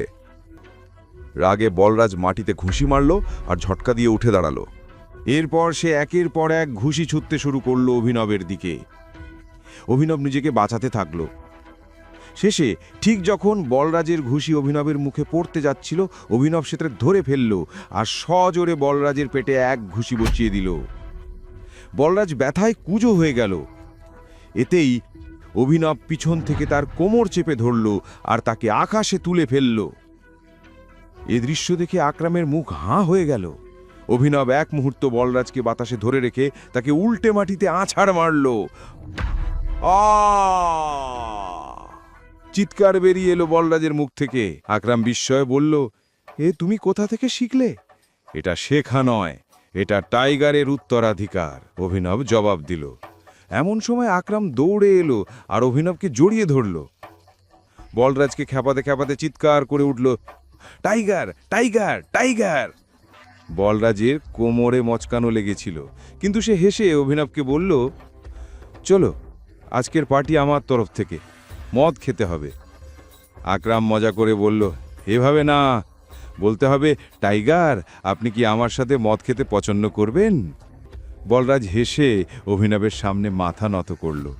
অভিনব হাসতে হাসতে তার কাঁধ ধরে উঠিয়ে দিল আর বলল, কেন নয়? ঠিক তখনই অভিনবের ফোন বেজে উঠল। সে দেখল অনন্যার ফোন। হ্যাঁ অনন্যা, অভিনব বলল। অনন্যা ফোনে উদ্বিগ্ন কণ্ঠে বলল, আমার মা বাবা ফিরে এসেছে, যা কিছু ঘটেছে সব জেনে গেছে, তারা তোমার সাথে দেখা করতে চায়, তুমি এখনই দাদার বাড়িতে চলে আসো। ফোনটা পকেটে রাখল ইনাব। আকরাম তার কাছে এসে জিজ্ঞেস করল, কি হলো, সব ঠিক আছে তো? হ্যাঁ আকরাম, দুঃখিত বলরাজ, আমি তোমাদের সাথে যেতে পারবো না, আমাকে এখন শ্বশুর বাড়ি যেতে হবে, শ্বশুর এসেছে। শ্বশুর বাড়ি? তুমি কবে বিয়ে করলে? অভিনব শান্তভাবে উত্তর দিল, লম্বা গল্প, পরে বলবো। বলরাজ আবার বলল, তাহলে আকরাম আমাদের মনটিকে খবর দেওয়া উচিত নয়? না, এখনই না, যতদিন না ব্যাপারগুলো পরিষ্কার হচ্ছে কারুর কিছু জানা উচিত নয় যে টাইগার ফিরে এসেছে। মনটি যা করছে করতে দাও। অভিনব হাত নাড়িয়ে বলল, চলো আমি চলি। আকরাম, মনে আছে তো কাল থেকে আমার নতুন চাকরি শুরু? আকরাম হেসে বলল, হ্যাঁ হ্যাঁ, কাল তুমি অফিসে চলে এসো, আমি আমার সেক্রেটারিকে বলে দেব, তোমার কাজ হয়ে যাবে। এই কথা শুনে অভিনব আকরাম আর বলরাজের সাথে হাত মেলালো আর বাইরে বেরিয়ে গেল। সে নিজের যাওয়ার জন্য একটা ক্যাব বুক করে রেখেছিল। যেইমাত্র সে ক্যাবে বসতে যাচ্ছিল, ঠিক তখনই আকরাম দৌড়ে তার দিকে আসতে লাগলো। অভিনব দেখল তার হাতে কিছু একটা আছে। কিছুক্ষণের মধ্যে আকরাম কাছে এসে একটা ছোট ব্যাগ অভিনবর হাতে দিয়ে দিল। এতে কি আছে? অভিনব জিজ্ঞেস করলো। আকরাম বলল, ওই মদ যা আমরা হোটেলে খেয়েছিলাম, এটা তোমার শ্বশুর শাশুড়িকে খাওয়াবে। ওদের পূর্বপুরুষেরাও এত দামি মদ কোনোদিন খায়নি। আকরাম বলল। আর এই কথায় দুজনেই হেসে ফেলল। শেষে অভিনব বলল, সবকিছুর জন্য ধন্যবাদ, থ্যাংক ইউ সো মাচ। আকরামও বলল, তোমাকেও ধন্যবাদ, ফিরে এসে আমাদের আশা আবার জাগানোর জন্য। অভিনব মুচকি হাসল এবং সেখান থেকে বেরিয়ে গেল। গাড়ি গিয়ে থামল অনন্যার বাড়ির সামনে। অভিনব নেমে এলো, গভীর শ্বাস নিল এবং ভিতরে ঢুকে গেল। সে দেখল অনন্যার মা বাবা অর্থাৎ শর্মিলা আর রাজীব সোফায় বসে আছেন। অভিনব তাদের দেখেই চিনে নিল। ওরাও অভিনবকে ভেতরে আসতে দেখে তাকিয়েছিলেন। অভিনব যতটা সুন্দর করে হাসতে পারত ততটাই করে হাসছিল। সে বলল, নমস্কার মা। নমস্কার বাবা। এটা আমি আপনাদের জন্য এনেছি। অভিনব একটু দ্বিধা নিয়ে বলল এবং বোতলটা তানের দিকে বাড়িয়ে দিল। শর্মিলা অভিনবকে দেখেই মুখ ফিরিয়ে নিলেন, কিন্তু রাজীবের চোখ বোতলের ওপর পড়তেই সে সঙ্গে সঙ্গে অভিনবর হাত থেকে সেটা নিয়ে নিল। ওহ, বেশ দামি মনে হচ্ছে। মাই গড, কি দারুণ গন্ধ, রাজীব বলল এবং বোতলটা শর্মিলার দিকে বাড়িয়ে দিল। শর্মিলা সেটা ঝটকা দিয়ে সরিয়ে দিয়ে বলল, তুমিও নাকি? হ্যাঁ, আমার তো মনে হচ্ছে এটা কোথাও থেকে চুরি করে এনেছে। তুমি কি মনে করো এরকম একটা লোক এত দামি মদ কিনতে পারবে? যা কিছু হয়েছে সবই আমরা জানি, অনন্যাও জানে না কিভাবে সব হলো। আমারও মনে হয় এর মধ্যে নিশ্চয়ই কোনো বড় গণ্ডগোল আছে। কিন্তু যাই হোক, এখন তোমার আর অনন্যার যে সম্পর্ক হয়েছে তা বদলানো যাবে না। অভিনব মাথা নাড়িয়ে সম্মতি জানালো। আসলে যা কিছু হয়েছে তার কোনো আফসোস তার ছিল না। কারণ যদি সে অনন্যার সঙ্গে দেখা না করত তাহলে আকরামের সঙ্গেও কখনো দেখা হতো না। একই সঙ্গে সে চাইতো না বাইরের দুনিয়ায় অনন্যার নাম খারাপ হোক, তাই সেও চাইতো না এই বিয়ে ভেঙে যাক। রাজীবের পর জিজ্ঞেস করল, তাহলে তুমি কি কাজ করো? অভিনব একটু থেমে বলল, আমি ডেলিভারি বয়ের কাজ করতাম, কিন্তু আজ আমাকে চাকরি থেকে বের করে দিয়েছে। এই কথাগুলো যেন বোমার মতো রাজীব আর শর্মিলার উপর আছড়ে পড়ল। শর্মিলা কিছু বলার আগেই রাজীব বলল, কোনো সমস্যা নেই, কিন্তু তোমাকে যত দ্রুত সম্ভব একটা নতুন চাকরি খুঁজে নিতে হবে। এখন তুমি যেতে পারো। রাজীব শান্তভাবে বলল। অভিনব উঠে দাঁড়িয়ে বেরোতে লাগল। ঠিক তখনই শর্মিলার রাগ চরমে পৌঁছল। সে অভিনবর পেছনে বলে উঠল, দেখো কি বেহায়া, ওর ওভার কনফিডেন্সটা দেখো। পকেটে 10 টাকা নেই, কিন্তু হাঁটছে এমন ভঙ্গিতে যেন জঙ্গলের বাঘ। যাগ্গে, এমন কনফিডেন্সের কোনো দাম নেই। আর চাকরি মানে এই নয় যে কাল গিয়ে পার্কিং লটে বসে গাড়ির রসিদ কেটে দেবে। আমার মানে হচ্ছে একটা আসল চাকরি। যদি কালকের মধ্যে তুমি সেই চাকরিটা পেয়ে যাও, তাহলে তুমি যা বলেছ সেটা নিয়ে আমি ভেবে দেখতে পারবো। শর্মিলার মুখে এসব কথা শুনে অভিনবর মুখে এক বড় হাসি ফুটে উঠল। শর্মিলা জানত না অভিনব আসলে কে এবং তার পেছনে কার হাত আছে। অভিনব মুচকে হেসে মাথা নাড়ল এবং ভিতরে ঢুকে গেল। রাত তখন অনেক হয়েছে। সে জানত এ সময়ে নিজের বাড়ি যাওয়া সম্ভব নয়। সে ভাবল অনন্যার ঘরে গিয়ে ঘুমিয়ে পড়বে। কি আছে, রাত হয়ে গেছে, আমি তো নিজের বাড়ি যেতে পারবো না, আমাকে ঘুমানোর জায়গা দরকার। তুমি তো আমাকে এখানে তোমার মা বাবার সঙ্গে দেখা করাতে ডেকেছিলে, তাহলে এখন আমায় জায়গা দাও। অনন্যা বলল, তুমি কি মনে করো আমি আবার তোমাকে আমার ঘরে ঢুকতে দেব? তাহলে আমি কোথায় যাব? আমার কিছু যায় আসে না, বলে অনন্যা দরজা বন্ধ করে দিল। দরজার অন্য পাশ থেকে চেঁচিয়ে বলল, নকরদের জায়গা মালিকদের ঘরে নয়, বাড়ির স্টোর রুমেই হয়। এটা শুনে অভিনব খুব কষ্ট পেল, কিন্তু সেই বা কি করতে পারে। সে শুধু বন্ধ দরজাটার দিকে তাকালো এবং হতাশ হয়ে মাথা নাড়ল। ওর জানা ছিল যে বাকি ঘরগুলোতেও ওর জন্য আর কোনো জায়গা পাওয়া যাবে না, তাই যেখানে বাড়ির চাকররা ঘুমাতো অভিনব সেখানে চলে গেল। সেখানে কপাল ভালো থাকায় ও একটা খালি খাট পেল এবং গিয়ে শুয়ে পড়ল। অভিনব বুঝতেই পারল না কখন ঘুমিয়ে পড়ল আর কখন সকাল হয়ে গেল। সে তাড়াতাড়ি তৈরি হয়ে একে প্রাইভেট লিমিটেড কোম্পানিতে পৌঁছে গেল। যেইমাত্র সে ক্যাব থেকে নামল, সবার আগে তার চোখ পড়ল সানির ওপর। সানিও ওকে দেখল এবং ধূর্ত হাসি দিয়ে বলল, আরে দেখো তো কে এসেছে। সিকিউরিটি। সে চাইছিল না যে অভিনব ভেতরে ঢুকুক। সানির এক ডাকেই নিরাপত্তা রক্ষীরা এসে দাঁড়ালো। সে আকরামকে ফোন করতে যাচ্ছিল, কিন্তু তার আগে এক সুন্দরী মেয়ে কালো স্কার্ট আর সাদা শার্ট পরে তার দিকে আসতে লাগল। এসে মেয়েটি সিকিউরিটি গার্ডদের বলল, তোমরা যেতে পারো, সে আমার সঙ্গে এসেছে। এ কথা বলে সে অভিনবের দিকে তাকালো। এটা দেখে সানির তো মাথাই ঘুরে গেল। ওই দিন পার্টিতে যেমন হয়েছিল তেমনি এখানেও অভিনব সানিকে ভুল প্রমাণ করল। এর আগেই যে সানি কিছু বলতো, আকরামের সেক্রেটারি জেনি তাকে চুপ থাকতে ইশারা করে দিল। অভিনব সানির মুখে হতাশার ছায়া দেখে বেশ আনন্দ পাচ্ছিল। সে হাসল এবং জেনির সঙ্গে ভেতরে ঢুকে গেল। আকরাম কি তোমাকে বলেছে কেন আমি এসেছি? এটা শুনেই জেনির কান খাড়া হয়ে গেল। একজন যে এখানে চাকরির জন্য এসেছে, সে আবার আকরামকে নাম ধরে ডাকছে। এটা অদ্ভুত লাগলো জেনির কাছে। সে কোনো উত্তর দিল না, নিজের অফিসের দরজা খুলে ভেতরে ঢুকল। অভিনব তার পেছন পেছন গিয়ে বলল, তুমি আমার প্রশ্নের উত্তর দাওনি। সরি, জেনি বলল। যেভাবে সে সরি বলল, অভিনব বুঝে গেল যে মেয়েটি তাকে পছন্দ করে না। এমন সময় জেনি টেবিলে রাখা একটা কাগজ তুলে অভিনবর হাতে দিল। অভিনব কাগজটা নিয়ে পড়তে শুরু করল। ওই কাগজে অভিনব কোন কোন চাকরি করতে পারে সেগুলোর নাম লেখা ছিল। তালিকায় কিছু চাকরির পাশে তারা চিহ্ন দেওয়া ছিল। সে জেনির দিকে তাকিয়ে বলল, এখানে তারা চিহ্ন কেন আছে? তারা দেওয়া মানে হচ্ছে ওই পদগুলোতে ইতিমধ্যেই কেউ কাজ করছে, তাই নতুন করে লোক নেওয়া হচ্ছে না। তুমি চা নেবে নাকি কফি? অভিনব উত্তর না দিয়ে বলল, আমি ম্যানেজার হতে চাই। জেনি অবাক হয়ে বলল, কিন্তু ম্যানেজারের পোস্টেও তো তারা দেওয়া আছে। যেখানে আগে থেকেই কেউ বসে আছে সেখানে তুমি কিভাবে বসবে? তুমি কি বলতে চাইছো ওই কর্মীকে বরখাস্ত করতে? অভিনব বলল, আমি তো তা বলিনি। আমি শুধু জানি তুমি আমাকে লিস্ট দিয়েছিলে, আমি সেখান থেকে নিজের পছন্দের পদ বেছে নিয়েছি। এবার সামনে কি করতে হবে সেটা তুমি দেখো। জেনি বলল, ঠিক আছে মিস্টার অভিনব, তাহলে এখন তোমার সম্পর্কে কিছু তথ্য আমার দরকার হবে, আর তোমার অফিস কাল থেকে শুরু হয়ে যাবে। অভিনব মাথা নাড়ল এবং সেখান থেকে বেরিয়ে গেল। সানি এখনও বুঝতে পারছিল না যে আসলে অভিনব ওখানে কি কাজ করতে এসেছিল।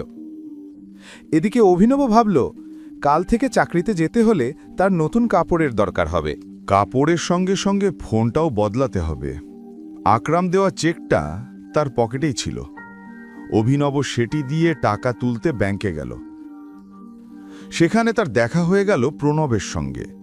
প্রণব তাদের মধ্যে একজন ছিল যে অভিনবের দারিদ্র্য নিয়ে ঠাট্টা করত। অভিনবকে ব্যাংকে ঢুকতে দেখে সে বলল, আরে বাহ, দেখো তো কে এসছে। প্রণব নিজে একজন ব্যাংকার ছিল। সে যদিও কোটিপতি ছিল না, তবে ভালোই টাকা পয়সা ছিল তার কাছে। দেখতেও সে যথেষ্ট স্মার্ট ছিল। সে অভিনবকে চিনত, কারণ অভিনব প্রায়ই ডেলিভারির কাজে এই ব্যাংকে আসত। যদিও চেহারায় অভিনবের কাছে সে কিছুই না, তবুও দুজনের মধ্যে একটাই পার্থক্য ছিল, টাকার। অভিনব বলল, আমাকে কিছু টাকা তুলতে হবে। সে চেকটা প্রণবকে দেখাতে লাগলো। প্রণব না দেখেই বলল, তুমি জানো তো চেক দিয়ে শুধু বড় অঙ্কের টাকা তোলা যায়। এটা এত বড় অঙ্ক যে কাউন্টার থেকে তোলা সম্ভব নয়, তাই আমি ম্যানেজারের সঙ্গে দেখা করতে চাই। এটা শুনে প্রণব জোরে জোরে হেসে উঠল আর বলল, এর দরকার নেই, তুমি তোমার চেকটা দেখাও। অভিনব রেগে গিয়ে চেকটা প্রণবকে দেখালো। প্রণব না দেখেই সবার সামনে সেই চেক ছিঁড়ে ফেলল। অভিনব চিৎকার করে উঠল, তোমার মাথা খারাপ নাকি? সিকিউরিটি এসে ওকে টেনে বাইরে বের করে দিল। প্রণব বলল, এ লোক ভুয়া চেক নিয়ে এসে ব্যাংক কর্মীদের বোকা বানায়। এখন পুলিশ ডেকে তোমাকে ভেতরে ঢুকিয়ে দেব। এখন অভিনব তার ছেঁড়া চেকের টুকরোগুলো মুঠোয় ভরে রাগে মুঠো শক্ত করে ফেলল। এতেই সিকিউরিটি গার্ডরা এসে তাকে চারদিক থেকে ঘিরে ফেলল। ছাড়ো আমাকে, ছেড়ে দাও। অভিনব গার্ডদের হাত থেকে নিজেকে ছাড়ানোর চেষ্টা করতে লাগলো, কিন্তু তারা কিছুতেই তাকে ছাড়ছিল না। এখানে কি হচ্ছে? এই আওয়াজ আর কারো নয়, বরং বলরাজের ছিল। সে দূর থেকেই অভিনবকে চিনে ফেলেছিল। বলরাজকে দেখেই অভিনবর বুকির ভেতর স্বস্তি ফিরে এলো। এখন আর কেউ তার কিছুই করতে পারবে না। প্রণব বলরাজের দিকে তাকিয়ে বলল, সরি স্যার, আমি জানতাম না আপনি হঠাৎ এখানে চলে আসবেন। আমি তো শুধু এই লোকটাকে জালিয়াতি করতে বাধা দিচ্ছিলাম। বলরাজ অভিনবকে ওপর থেকে নিচে পর্যন্ত একবার ভালো করে দেখে গার্ডদের দিকে তাকিয়ে বলল, ছেড়ে দাও তাকে। এ কথা বলে সে ম্যানেজারের কেবিনের দিকে এগোলো এবং অভিনবকেও সঙ্গে আসার ইশারা করল। সে বলল, যদি এর কোনো দোষ থাকে তবে ম্যানেজারের জানা উচিত। তুমি যদি নিজের লেভেলে ব্যবস্থা নাও তাহলে ম্যানেজার হয়তো খারাপ মনে করবে। প্রণব মাথা নেড়ে সম্মতি জানালো। বলরাজ অভিনবকে কড়া চোখে দেখে আবার ইশারা করল ভেতরে আসতে। দুজন একসঙ্গে ম্যানেজারের বড় কেবিনে ঢুকল। ম্যানেজার তখন চেয়ারে বসে কম্পিউটারে কাজ করছিল। বলরাজ আর দৃষ্টি আকর্ষণ করার জন্য জোরে দরজা বন্ধ করল। হঠাৎ ম্যানেজারের চোখ দরজার দিকে গেল। সামনে বলরাজকে দেখে সে নিজের চেয়ার থেকে উঠে দাঁড়ালো। বলরাজ স্যার, আপনি এখানে? আমায় ডাক দিলেই তো আমি চলে আসতাম। বলরাজ তীক্ষ্ণ দৃষ্টিতে তাকিয়ে বলল, আসলে আমি অন্য কাজে এসেছিলাম, কিন্তু বাইরে যে কাণ্ড দেখলাম, আগে সেটা নিয়েই তোমার সঙ্গে কথা বলা দরকার মনে হলো।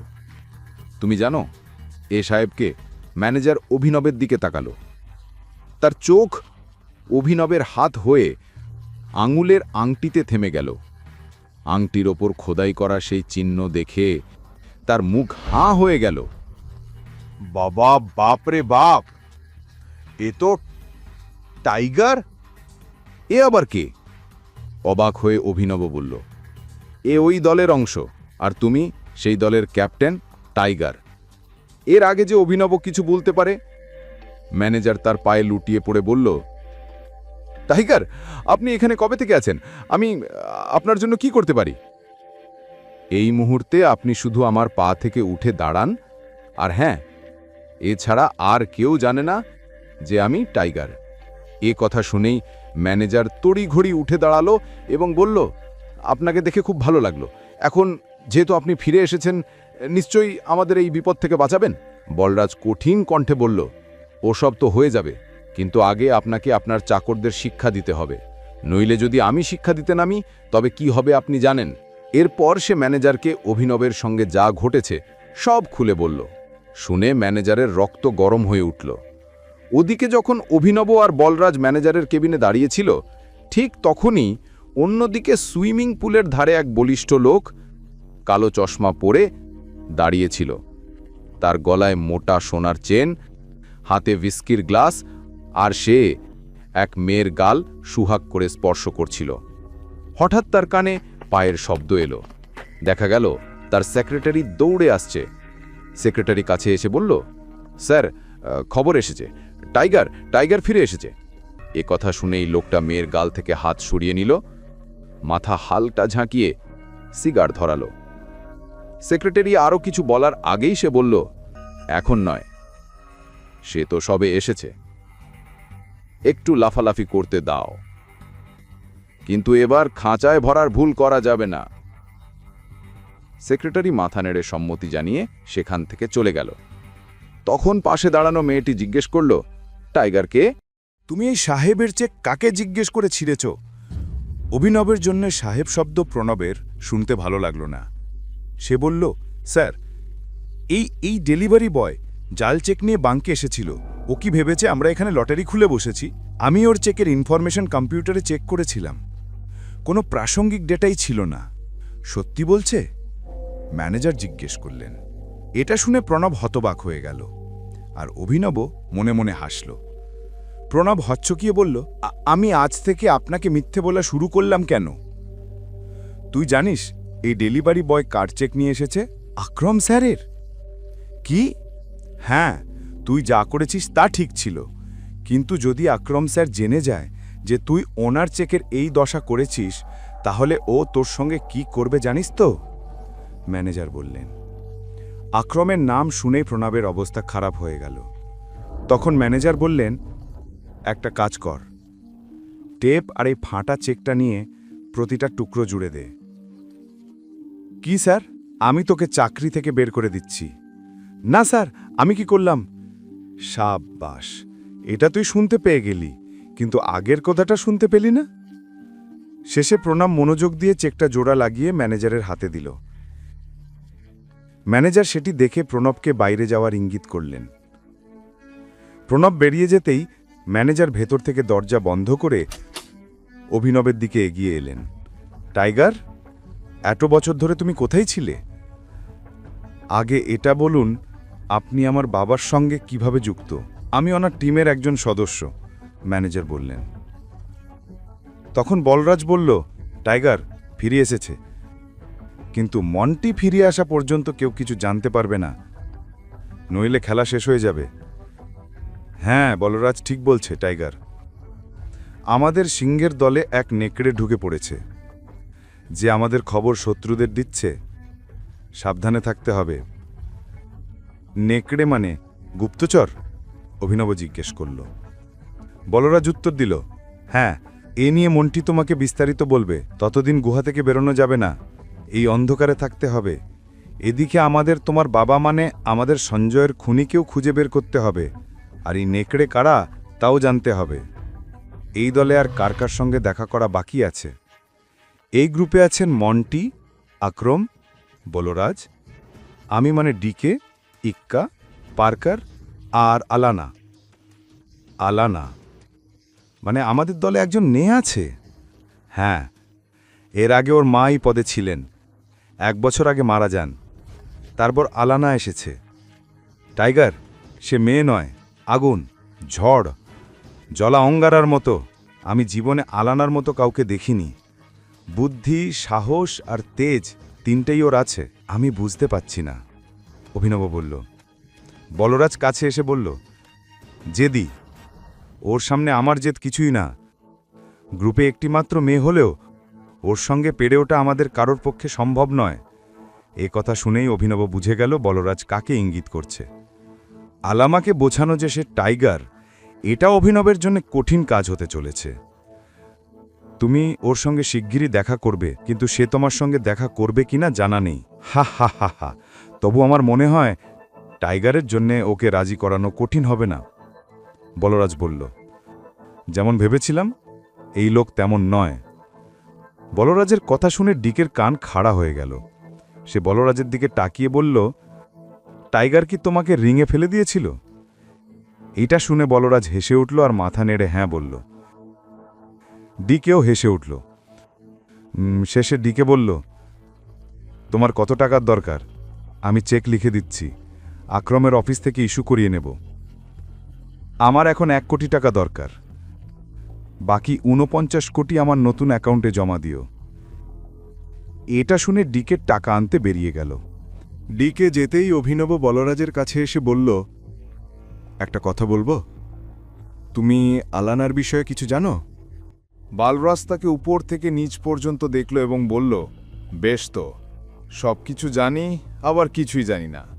মানে তুমি তো বুঝছোই আমি কি বলতে চাই। শুধু ওকে তোমার থেকে রাগ বা বিরক্ত হওয়ার সুযোগ দিও না।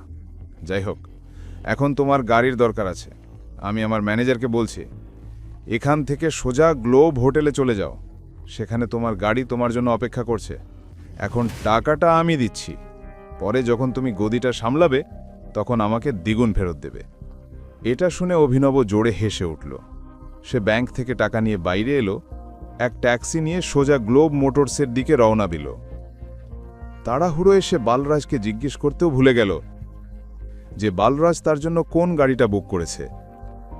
যখন সে ভেতরে ঢুকল, দেখল শোরুমের ম্যানেজার দরজার সামনে দাঁড়িয়ে কারোর জন্য অপেক্ষা করছে।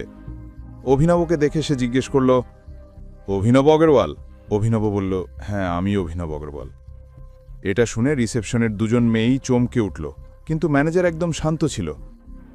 বালরাজ আগেই তাকে বলে দিয়েছিল অভিনব দেখতে কেমন। চলুন আমার সঙ্গে, ম্যানেজার বলল, এবং সে এগিয়ে চলল। কিছুক্ষণ পরে অভিনব এক গ্যারেজে পৌঁছাল। বাইরে অনেকগুলো গাড়ি দাঁড়ানো ছিল। ম্যানেজার তাকে তার গাড়ির কাছে নিয়ে গেল। ওটা খুব দামি একটা গাড়ি ছিল, কিন্তু বাইরে থেকে দেখলে মনে হচ্ছিল যেন পুরনো, জীর্ণ। বালরাজ ইচ্ছে করেই সেটাকে পুরনো দেখিয়েছিল, যাতে কেউ অভিনবকে গাড়ি দেখে সন্দেহ না করে।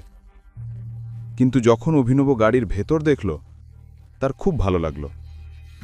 ম্যানেজার বলল, আমি গাড়ির কাগজগুলো তৈরি করাচ্ছি, ততক্ষণে আপনি গাড়িটা দেখে নিন।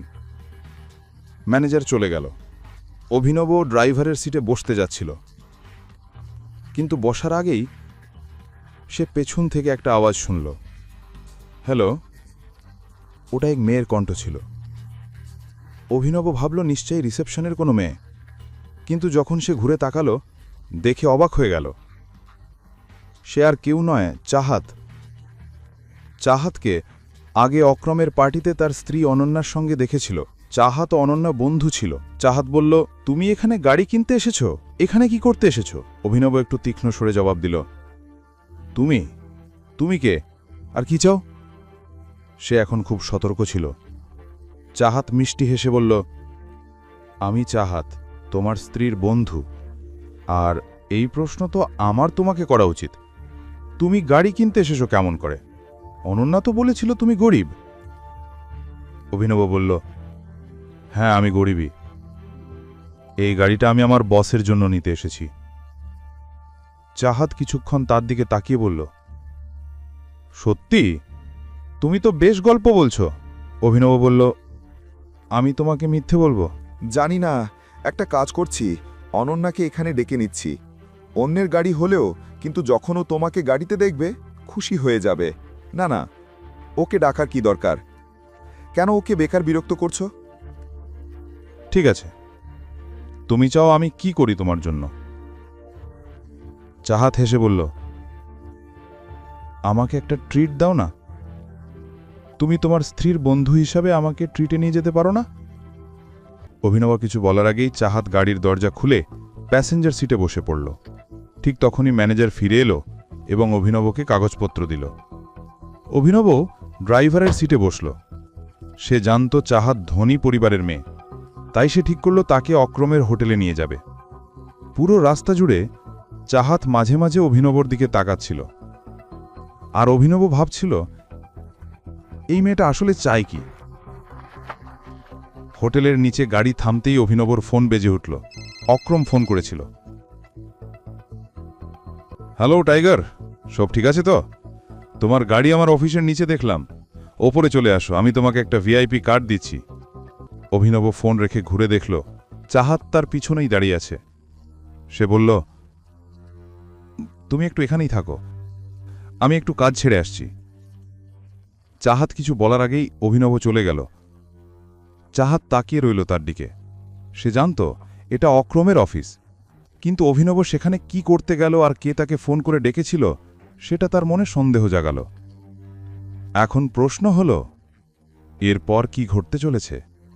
ওদিকে যখন চাহত অভিনবের উপর সন্দেহ করছিল, এদিকে অভিনব আক্রমের কেবিনে পৌঁছে গিয়েছিল।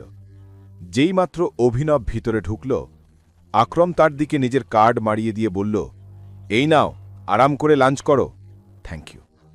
অভিনব হাসি মুখে বলল এবং আক্রমের কেবিন থেকে বেরিয়ে গেল।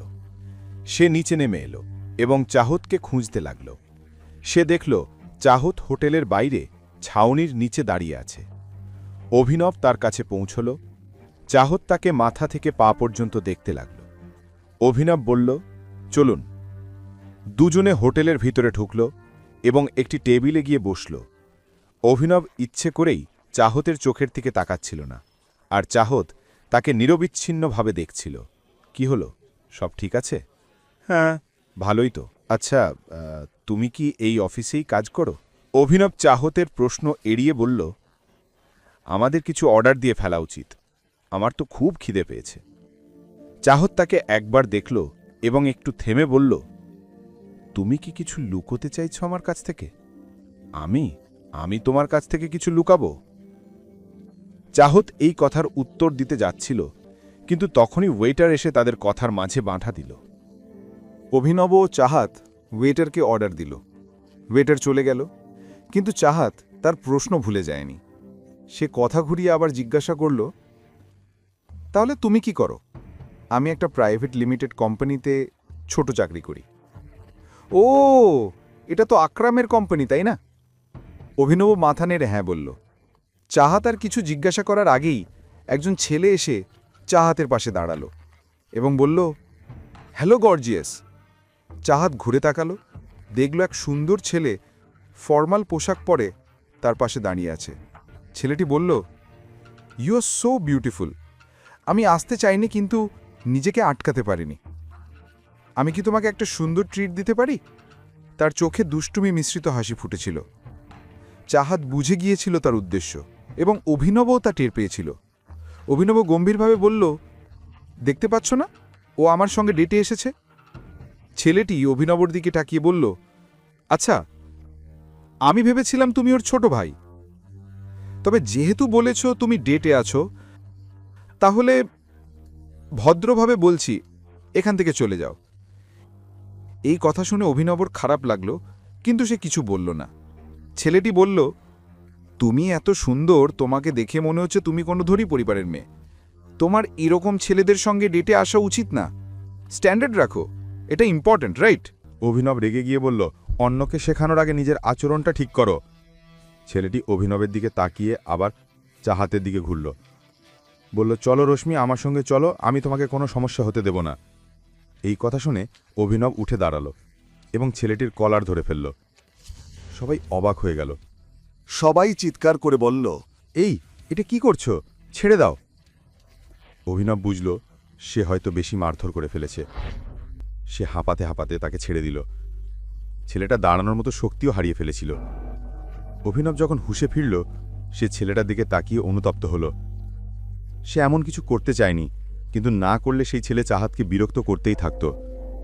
অভিনব চাহাতের দিকে তাকালো। চাহাতে দূরে দাঁড়িয়ে মুচকি হাসছিল। তা সেই হাসিতে অভিনবের মনে এক অদ্ভুত শান্তি এলো। এখন আর তাকে ভয় লাগছিল না। ঠিক তখনই পেছন থেকে কেউ তার কাঁধে হাত রাখল। অভিনব ঘুরে তাকিয়ে দেখল সেই একই ছেলে তাকে মারার জন্য দাঁড়িয়ে আছে। কিন্তু সে কিছু করার আগেই অভিনব কনুই দিয়ে তাকে ঠেলে দিল, আর সে মাটিতে পড়ে গেল। সবাই অভিনবের ছবি তুলতে লাগলো, ভিডিও করতে লাগলো, অভিনবের এটা ভালো লাগলো না। সবকিছুই তার কাছে অদ্ভুত লাগছিল। সে সেখান থেকে চলে যেতে চাইল, কিন্তু তখনই পেছন থেকে আওয়াজ এলো, এটা কি এখানে কোনো মাছের বাজার নয়, এটা একটা রেপুটেড হোটেল। এই কণ্ঠস্বর হোটেলের ম্যানেজারের ছিল। ম্যানেজার রেগে বলল, তোমার সাহস কিভাবে হলো আমাদের ভিআইপি কাস্টমারের উপর হাত তোলার? অভিনব বলল, কারণ এই লোকটাই আমাদের বিরক্ত করছিল। আমি ওর সাথে ঝামেলা করতে চাইনি, কিন্তু ও আমার বাবার সম্পর্কে বাজে কথা বলেছিল। ম্যানেজার বলল, এই সামান্য ব্যাপারে তুমি এমন কাণ্ড ঘটালে, এখনই ওর কাছে ক্ষমা চাও। আমি ওর কাছে ক্ষমা চাইব? ওকে বলো ও যেন আমার কাছে ক্ষমা চাই। চুপচাপ ক্ষমা চাও। তুমি জানো না আমি কে। ক্ষমা না চেয়ে তোমাকে আমি এই হোটেল থেকে বের হতেও দেব না। যেই লোকটাকে অভিনব মেরেছিল সেই কথা বলল। পরিস্থিতি আরও খারাপ হয়ে যাচ্ছিল। বিষয়টা আরও বাড়ার আগে চাহাত মাঝখানে এসে বলল, আসলে দোষ অভিনবর নয়, এই লোকটার। এ আমাকে জোর করে ধরার চেষ্টা করছিল, আমার সঙ্গে খারাপভাবে কথা বলছিল। আমি আর অভিনব একসাথে লাঞ্চে এসেছিলাম, আর এই লোক। চাহাত ম্যানেজার আর আশেপাশের লোকজনকে পুরো ঘটনা বলে দিল। ম্যানেজার ফিরে সেই ছেলেটার দিকে তাকিয়ে বলল, এটা কি সত্যি? ছেলেটা কোনো জবাব দিল না। তখন ম্যানেজার আবার চাহাতের দিকে ঘুরে বলল, যাই হোক ম্যাডাম, আপনাকে ক্ষমা তো চাইতেই হবে। অভিনব বুঝে গেল ম্যানেজার তার সঙ্গে ওইভাবে কথা বলছে কেন। আসলে সে অভিনবকে তার পোশাক দেখে বিচার করছিল। যখন অভিনবর মনে হলো আর কোনো রাস্তা নেই, সে নিজের পকেট থেকে আকরামের দেওয়া কার্ডটা বের করল এবং ম্যানেজারের দিকে বাড়িয়ে বলল, তুমি জানো এই কার্ডটা কে দিয়েছে আমাকে? এখানে লেখা নামটা পড়ো, তারপর বুঝবে ন্যায্য সিদ্ধান্ত কাকে বলে। হ্যাঁ, ও ঠিক বলছে। ভিড়ের মধ্যে কেউ একজন অভিনবর কথা সমর্থন করে বলল। ম্যানেজার কার্ডটা নিয়ে ভালো করে দেখতে লাগল। যেই সে কার্ডের নামটা পড়ল, তার চোখ বিস্ময়ে বড় হয়ে গেল। অভিনব বুঝল ম্যানেজারের বলার মতো কিছুই বাকি নেই। তখন সে সেই ছেলেটার দিকে তাকিয়ে বলল, আর তুই মেয়েদের সঙ্গে কথা বলার আগে বাড়ি গিয়ে নিজের মায়ের কাছে শেখ কিভাবে মেয়েদের সম্মান করতে হয়। এ কথা বলেই অভিনব চাহাতকে সঙ্গে নিয়ে সেখান থেকে চলে গেল। দুজনে গাড়িতে গিয়ে বসেছিল, কিন্তু কেউ কারো সঙ্গে কথা বলছিল না। চাহাত বারবার অভিনবর দিকে তাকাচ্ছিল। শেষে না পেরে জিজ্ঞেস করল, তুমি ঠিক আছো? সরি, আমি তোমার মুড আর তোমার লাঞ্চ দুটোই নষ্ট করে ফেলেছি। তুমি চাইলে আমরা অন্য কোথাও গিয়ে খেতে পারি। ঠিক আছে, আমার কোনো অসুবিধে নেই, আমি সারাদিন ফ্রি। অভিনব তার কথা শুনে গাড়িটা ঘুরিয়ে অন্য এক হোটেলের দিকে নিল। কিছুক্ষণ পর সে গাড়ি থামালো। চাহাত নেমে হোটেলের দিকে তাকালো। অভিনব বোর্ডটা দেখে চাহাতের সঙ্গে ভিতরে ঢুকে গেল। অভিনব জানত এই হোটেল দিকপালের। তুমি ঠিক করে নিয়েছ যে তুমি তোমার সম্পর্কে কিছুই বলবে না? অভিনবর মনে যখন এই সব নানা চিন্তা ঘুরছিল, ঠিক তখনই চাহাতে এই কথা বলল। দুজন একটা টেবিলে বসে ওয়াইন খাচ্ছিল। অভিনব সরল মুখে জিজ্ঞেস করল, কিসের বিষয়? আসলে সে বুঝে গেছিল চাহাতের মনে সন্দেহের সূচটা কেন ঘুরছে। সেদিন পার্টিতে যখন আকরাম অভিনবকে আলাদা করে নিয়ে গিয়েছিল, সবাই ধরে নিয়েছিল সে তার ড্রাইভারের ছেলে, কিন্তু এই কথা চাহাতের বিশ্বাস হচ্ছিল না। সে বলল, অদ্ভুত, আমি তো তোমার বিষয়ে জিজ্ঞেস করব, আমার বিষয়ে কেন? অভিনব বলল, আমার বিষয়ে বলার মতো কিছুই নেই, এবং চাহাতের দৃষ্টি এড়াতে চারদিকে তাকাতে লাগল। ঠিক তখনই তার নজর পড়ল কয়েকজন লোকের দিকে, যারা গম্ভীরভাবে কিছু আলোচনা করছিল। একজন বলল, এই সময় দিকপাল বসের দাপট শুধু গুড়গাঁও নয়, পুরো ভারতে বাজছে। যেভাবে টাইগার বাজার থেকে গায়েব হলো, তেমনি তার নামও হারিয়ে গেল। এ কথা শুনে অভিনব ঘুরে সেই লোকটার দিকে তাকালো। সে বুঝতে পারছিল না ওরা টাইগার নিয়ে এমন কথা কেন বলছে। চাহাত জিজ্ঞেস করল, বলো অভিনব, তুমি আমার কাছ থেকে সবকিছু কেন লুকোচ্ছ? ঠিক তখনই তাদের মধ্যে একজন বলল, না, টাইগার এখনো যায়নি, টাইগার বেঁচে আছে, আর সে খুব শীঘ্রই ফিরে আসবে। আরেকজন বলল, তোমাকে বলেছিলাম না জনি, এত বেশি বোতল খেও না যে স্মৃতি হারাও। কি সব বাজে কথা বলছো? জনি বলল, আমি বাজে কথা বলছি না, বাজে কথা তুমি বলছো। টাইগার আর দিকপালের তুলনা মানে যেন হুইস্কি আর দেশি মদের তুলনা, মেলে না। আমি বলছি টাইগার বেঁচে আছে আর খুব শীঘ্রই ফিরে আসবে। জনির এই কথা শুনে অভিনবর গা কাঁটা দিয়ে উঠল। সে বুঝতে চাইছিল জনি মদ্যপান অবস্থায় বাজে বলছে নাকি সত্যিই কিছু জানে। যখন অভিনব ওই লোকজনের কথা মন দিয়ে শুনছিল, তখন ওদিকে চাহত তাকে অবলোকনে দেখছিল। চাহত এখন অভিনবর মতো তাদের কথাগুলো শোনা শুরু করেছিল। যখন তাদের কথাগুলো তার কানে পড়া হলো, তখন সে ধীরে ধীরে হাসতে হাসতে বলল, ডেয়ারিং তো দেখো এই লোকগুলোর। ওই লোকরা দিকপালের হোটেলে বসে টাইগারের কথা করছে। হয়তো ওরা মদ্যপানে কথা বলছে, না হলে সত্যি এদের মধ্যে অনেক সাহস আছে। এত কথা বলে চাহাত আবার আরাম করে নিজের কুর্সিতে বসে পড়ল।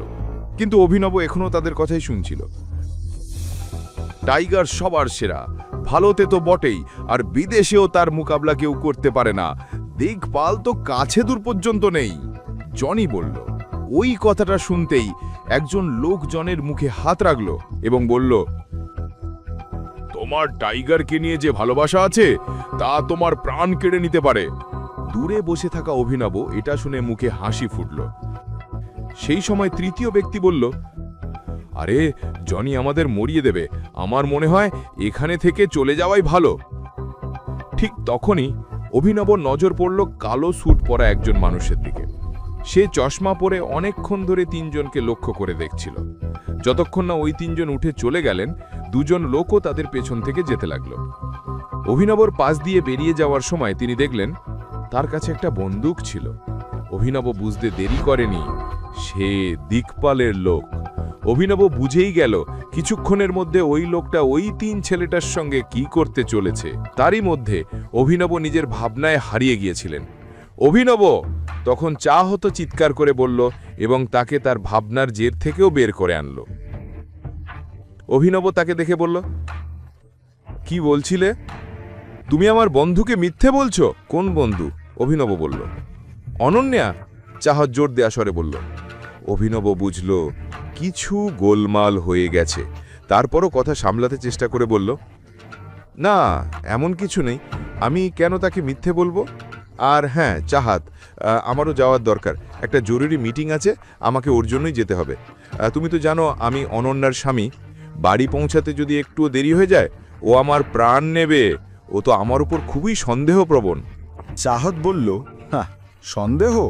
ও তো তোমাকে পছন্দও করে না, ওর মাথায় তোমার কথাই আসে না। তাহলে কেন ও তোমার ওপর সন্দেহ করতে শুরু করলো? অভিনব জানালেন, হ্যাঁ জানি, তবুও এখনই আমাকে যেতে হবে। কি আমি তোমাকে বাড়ি ছেড়ে দেব? চাহাত মাথা নেড়ে সম্মতি জানালো। তারপরে একটু সংকোচের সঙ্গে উঠে বলল, আমরা আবার কবে দেখা করব? শীঘ্রই। অভিনব কোনো উত্তর দিল না এবং হোটেল থেকে বেরিয়ে চলে এলো। বাইরে এসে দেখল জনি ও তার সঙ্গীরা পেছনের দিকে দৌড়ে যাচ্ছে। অভিনবকে এটা ঠিকঠাক লেগে ওঠেনি। সে চাহাতকে জিজ্ঞেস করল, তোমার বাড়ি কোথায়? অভিনবের চোখ সামনের দিকে ও পিছনের দিকে একসঙ্গে ছিল। চাহাত বলল, এখান থেকেই নেমে দাও, আমাকে যেতে হবে, কাজ আছে, আমি সেখান থেকে বের হয়ে যাব। কিছুক্ষণ পর অন্ধকার নেমে আসার সময় অভিনবর গাড়ি সেই লোকদের কাজ দিয়ে দাঁড়িয়ে গেল যারা একজনকে ঘিরে দাঁড়িয়েছিল। কাছে গিয়ে অভিনব জানতে পারল যে তারা ওই মেয়েটিকে মারছে। থামো, চিৎকার করে অভিনব বলল। তার আওয়াজে সবাই থেমে ফিরে তাকালো। অভিনব এক ধাপ এগিয়ে এলো এবং বলল, তোমরা কেন ওকে মারছ? কেউ উত্তর দিল, তাতে তোর কি? আমার কারণ আছে বলেই তো এখানে দাঁড়িয়ে আছি, অভিনব বলল। যদি জীবনে দাঁড়িয়ে থাকতে চাও চুপচাপ চলে যাও, নইলে ওর মতোই গোটা জীবন লম্বা করে দেব। একটা হট্টে কাট্টে ছেলে অভিনবকে ঘুরে দেখল এবং বলল। এই শুনে অভিনবের হাসি পেল। সে বলল, আরে এই লাইনটা তো আমি তোদের বলতে যাচ্ছিলাম, তুই আমার লাইন চুরি করলি, এখন তো তুই বেশি মার খাবি। এই কথা তাদের রাগ আরও বাড়িয়ে দিল। তাদের নেতা এগিয়ে এসে বলল, আরে নায়ক হতে চাইছিস?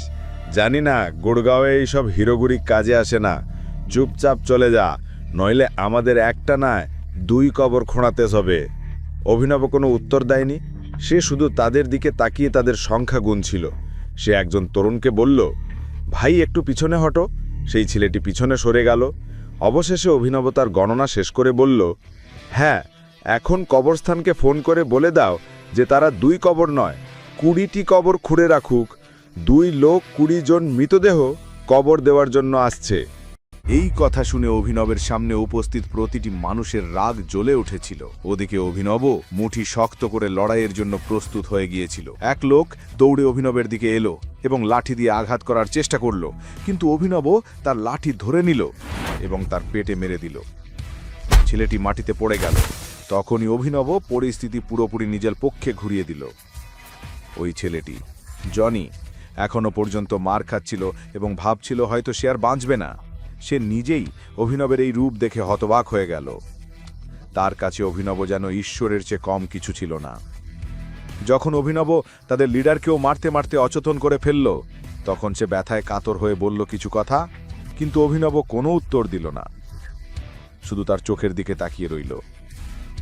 লোকটি উত্তর জানার জন্য ব্যাকুল হয়ে উঠল, কিন্তু তার আগেই সে নিচে পড়ে গেল।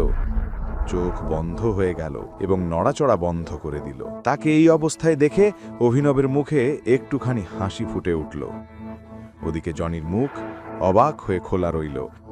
সে তার জীবনে এমন কাউকে দেখেনি যে একসঙ্গে এতজনকে হারিয়ে দিতে পারে। সে ধীরে ধীরে অভিনবের দিকে এগিয়ে এলো। অভিনব দেখল তার ঠোঁটের কোণের রক্ত লেগে আছে, চোখের নিচে কালো দাগ, পায়ে মোচকেছে, কাপড় ছেঁড়া। মোট কথা তার অবস্থা খুবই খারাপ।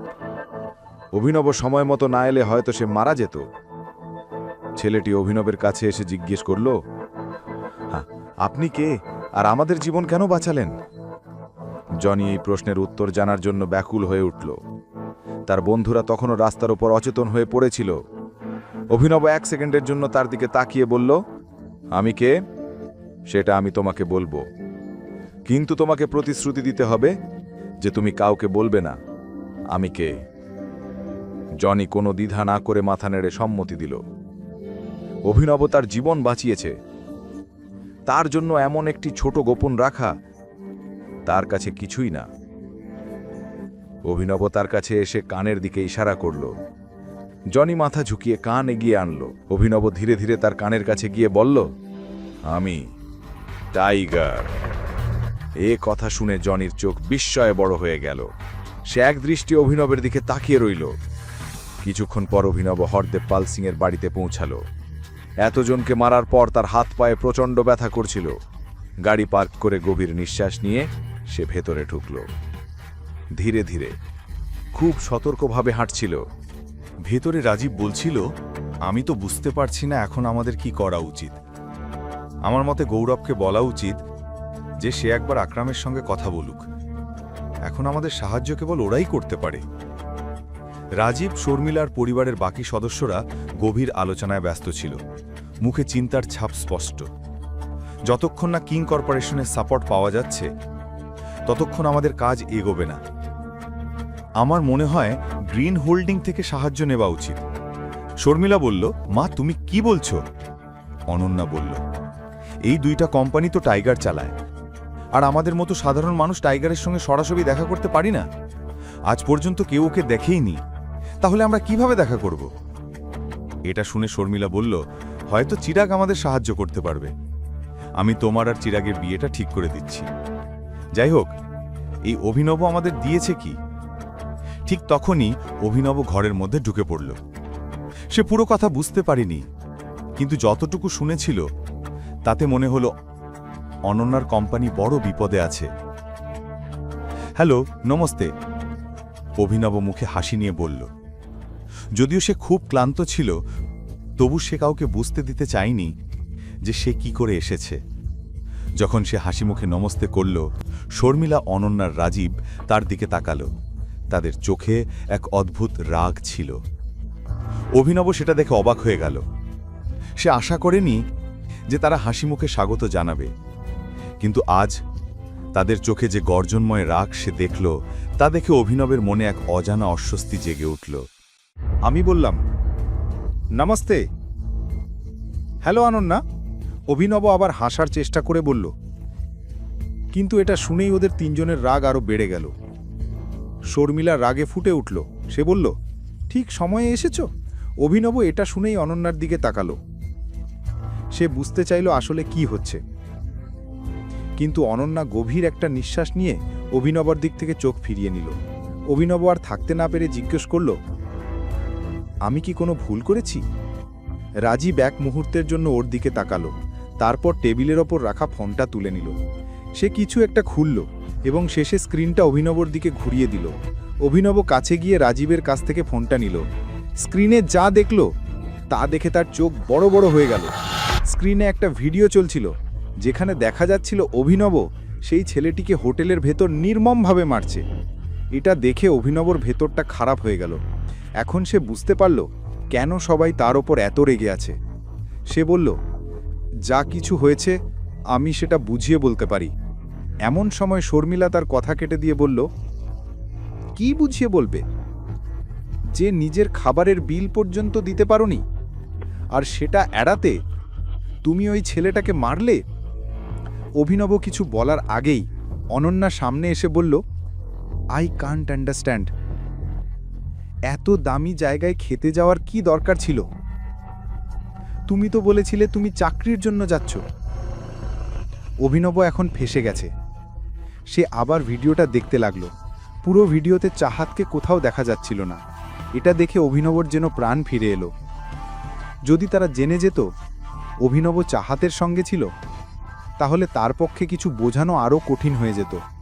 সে চায়নি এমন কিছু করতে যাতে অনন্যা আরও বেশি রেগে যায়। আমরা তোমাকে নিজের ঘরে জায়গা দিইনি এজন্য যে বাইরে গিয়ে আমাদের পরিবারের সম্মান বাজারে উড়িয়ে দাও। যখন দুইজন মহিলা নিজের কথা বলে ফেলল, রাজীবও চুপ থাকতে পারল না।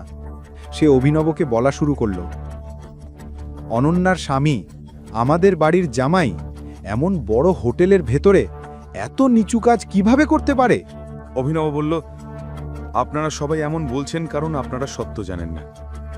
আপনারা শুধু দেখেছেন আমি ছেলেটাকে মারছি, কিন্তু ভাবেননি আমি ওকে মারলাম কেন। সে আমাকে উল্টোপাল্টা কথা বলছিল, অশালীনভাবে কথা বলছিল আমার সঙ্গে। অভিনব হঠাৎ চুপ হয়ে গেল। তার মুখে প্রায় চাহাতের নাম চলে আসছিল। অনন্যা তৎক্ষণাৎ জিজ্ঞেস করল, তোমার সঙ্গে কে? সে অভিনবের চোখের দিকে তাকিয়ে রইল উত্তর জানতে। অভিনব চাইছিল অনন্যা যেন চোখ ফিরিয়ে নেয়, কিন্তু সে তা করল না। অনন্যা ধীরে বলল, এই ভিডিওটা পুরো দেশে ভাইরাল হয়ে গেছে, এখন তুমি কি করবে? অভিনব ধীরে বলল, সরি, কিন্তু যা ওই ছেলেটার সঙ্গে হয়েছে আসলে তার সাথেই হওয়া উচিত ছিল। এটা শুনে শর্মিলার রাগে ফেটে পড়ল। সে ক্রোধে অভিনবের দিকে এগিয়ে গেল। তার মনে হচ্ছিল অভিনবকে এক চড় মেরে দেয়, কিন্তু নিজেকে সামলে নিল। সে বলল, আমরা যখন তোকে ভদ্রভাবে কথা বলছি, তুইও ভদ্রভাবে কথা বল।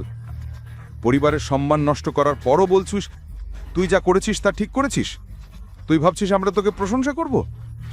না তোর কোনো চাকরি আছে, না তুই পরিবারে সাহায্য করতে চাস, তবুও অন্তত এমন কিছু করিস না যাতে আমাদের পরিবারকে লজ্জা পেতে হয়।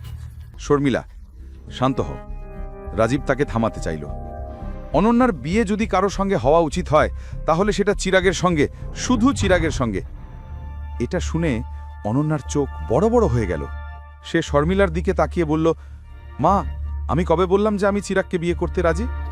শর্মিলা বলল, তোর রাজি হওয়ার দরকার নেই। আমি তোর মা, আর আমি জানি তোর জন্য কি ভালো।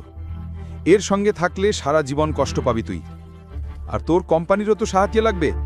চিরাগ ছাড়া আর কেউ তোর কোম্পানিকে আবার দাঁড় করাতে পারবে না। অনন্যা বলল, না মা, তা ঠিক নয়। আমি নিজেই আকরাম স্যারের সঙ্গে কথা বলবো, তিনি আমাকে সাহায্য করবেন। আমি চিরাগকে বিয়ে করতে চাই না। শর্মিলা বলল, তাহলে কি তুই সারা জীবন এই লোকটার সঙ্গে থাকবি? এখন বল। অনন্যা দৃঢ় গলায় উত্তর দিল, না, আমি দুজনের কারো সঙ্গে থাকতে চাই না। তোমাকে আকরাম স্যারের সাহায্য কোন বিষয়ে চাই? অভিনব মা ও মেয়ের কথার মাঝখানে এসে জিজ্ঞেস করল। শর্মিলা কি বলছিল তা নিয়ে অভিনবর কোনো আগ্রহ ছিল না, কিন্তু আকরাম নামটা শুনেই সে বুঝে গেল সে অনন্যার সাহায্য করতে পারে। অভিনব এতটুকু বলতেই অনন্যা ও শর্মিলা দুজনেই তার দিকে তাকালো, কিন্তু কেউ কোনো উত্তর দিল না। ঠিক তখন রাজীব বলল, অনন্যার নিজের কোম্পানিটা আবার দাঁড় করানোর জন্য কিছু টাকার প্রয়োজন। যেসব শেয়ার হোল্ডার ছিল তারা সবাই হাত গুটিয়ে নিয়েছে। আর তুমি কেন এসব কথা ওকে বলে নিজের সময় নষ্ট করছো? এই ছেলেটা এই সমস্যায় কীই বা করবে? যাবে আর শেয়ার হোল্ডারদেরও ওই ছেলেটার মতনই মারবে। শর্মিলা অভিনবকে আরও শুনিয়ে বলল, আর শোনো, তুমি আমার মেয়ের স্বামী হয়ে বেশি দিন থাকবে না। যদি এটা চিরাগকে বিয়ে না করে তবে আমি ওর জন্য ওর থেকেও ভালো ছেলে খুঁজে আনব, কিন্তু তুমি কখনোই না। এই কথাগুলো বলেই শর্মিলা নিজের ঘরে চলে গেল। রাজীবও ফোন তুলে ভেতরে চলে গেল। ওরা দুজন চলে যেতেই অভিনব গভীর নিঃশ্বাস ফেলল আর অনন্যার দিকে তাকিয়ে বলল, তোমার কত টাকার প্রয়োজন? একে লিমিটেড কোম্পানির সঙ্গে পার্টনারশিপ করা যেতে পারে, কিন্তু আকরাম স্যার এই বিষয়ে রাজি হবেন না, কারণ এতে তার কোনো লাভ নেই। অনন্যা ঠান্ডা গলায় বলল। তার চোখে অভিনব ছিল এই পৃথিবীর শেষ মানুষ যার সঙ্গে সে এই ব্যাপারে কথা বলতে চাইত। অভিনব ধীরে বলল, ঠিক আছে, আমি তোমার সাহায্য করব।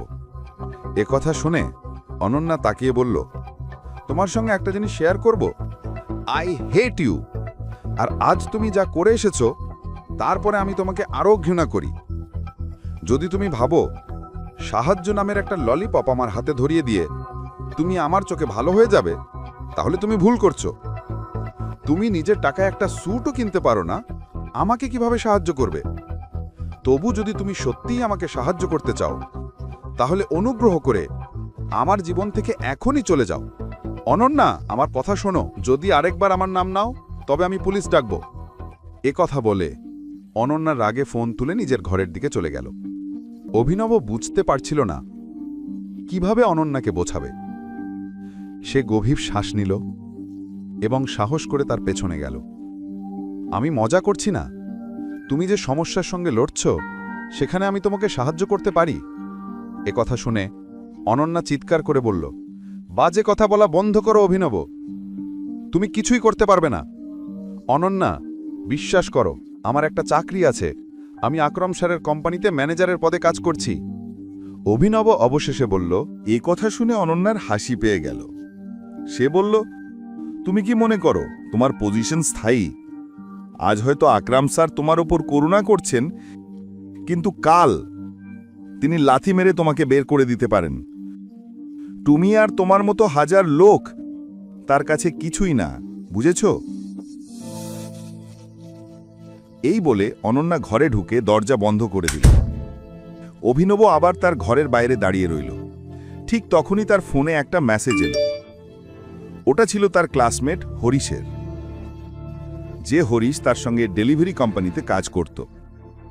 মেসেজে লেখা ছিল, আগামীকাল সন্ধ্যায় রিইউনিয়ন আছে, দেবার ঠিকানায় সময় মতো চলে এসো। কলেজে পড়ার সময় সবাই তার দারিদ্র্য নিয়ে হাসত। ঠিক তখনই তার ফোন বেজে উঠল। দেখল আকরাম ফোন করেছে। হ্যালো টাইগার, আমার জেনির সঙ্গে কথা হয়েছে। তুমি যা বলেছিলে সেটা হয়ে যাবে, আর তোমার যে ভিডিওটা ইন্টারনেটে ভাইরাল হয়েছে আমি সেটাও মুছে ফেলার ব্যবস্থা করেছি। অল্পক্ষণের মধ্যেই সব জায়গা থেকে ভিডিওটা গায়েব হয়ে যাবে। ধন্যবাদ আকরাম। আর হ্যাঁ, আমি আমার সিদ্ধান্ত বদলে ফেলেছি, আমাকে ম্যানেজারের নিচের কোনো পদে দিও। কেন? আকরাম, আসলে আমার তোমার সাহায্য দরকার। অনন্যা একটা সমস্যায় পড়েছে আর তুমিই তাকে সেখান থেকে বের করে আনতে পারবে। আমি চাই না অনন্যা বা তার পরিবার জানুক আমি কে। তাই আমি ওদের বলবো আমি আমার ম্যানেজারের পদ আকরামের সঙ্গে সমঝোতা করে ছেড়ে দিয়েছি, আর বলেছি চাইলে কিছুদিন আমাকে কম বেতনও দিতে পারেন। বাহ, দারুণ পরিকল্পনা। এতে তোমার কাজও হয়ে যাবে, আবার পরিচয়ও গোপন থাকবে। হ্যাঁ, আর একটা কথা, কয়েকদিনের মধ্যেই একটা অকশন হবে, আলায়নাও সেখানে যাবে। তার সঙ্গে দেখা করার এর চেয়ে ভালো সুযোগ আর পাবে না। পুরো গল্পটি জানতে এখনই পকেট এফএম অ্যাপটি ডাউনলোড করুন, লিঙ্কটি রয়েছে বর্ণনায়।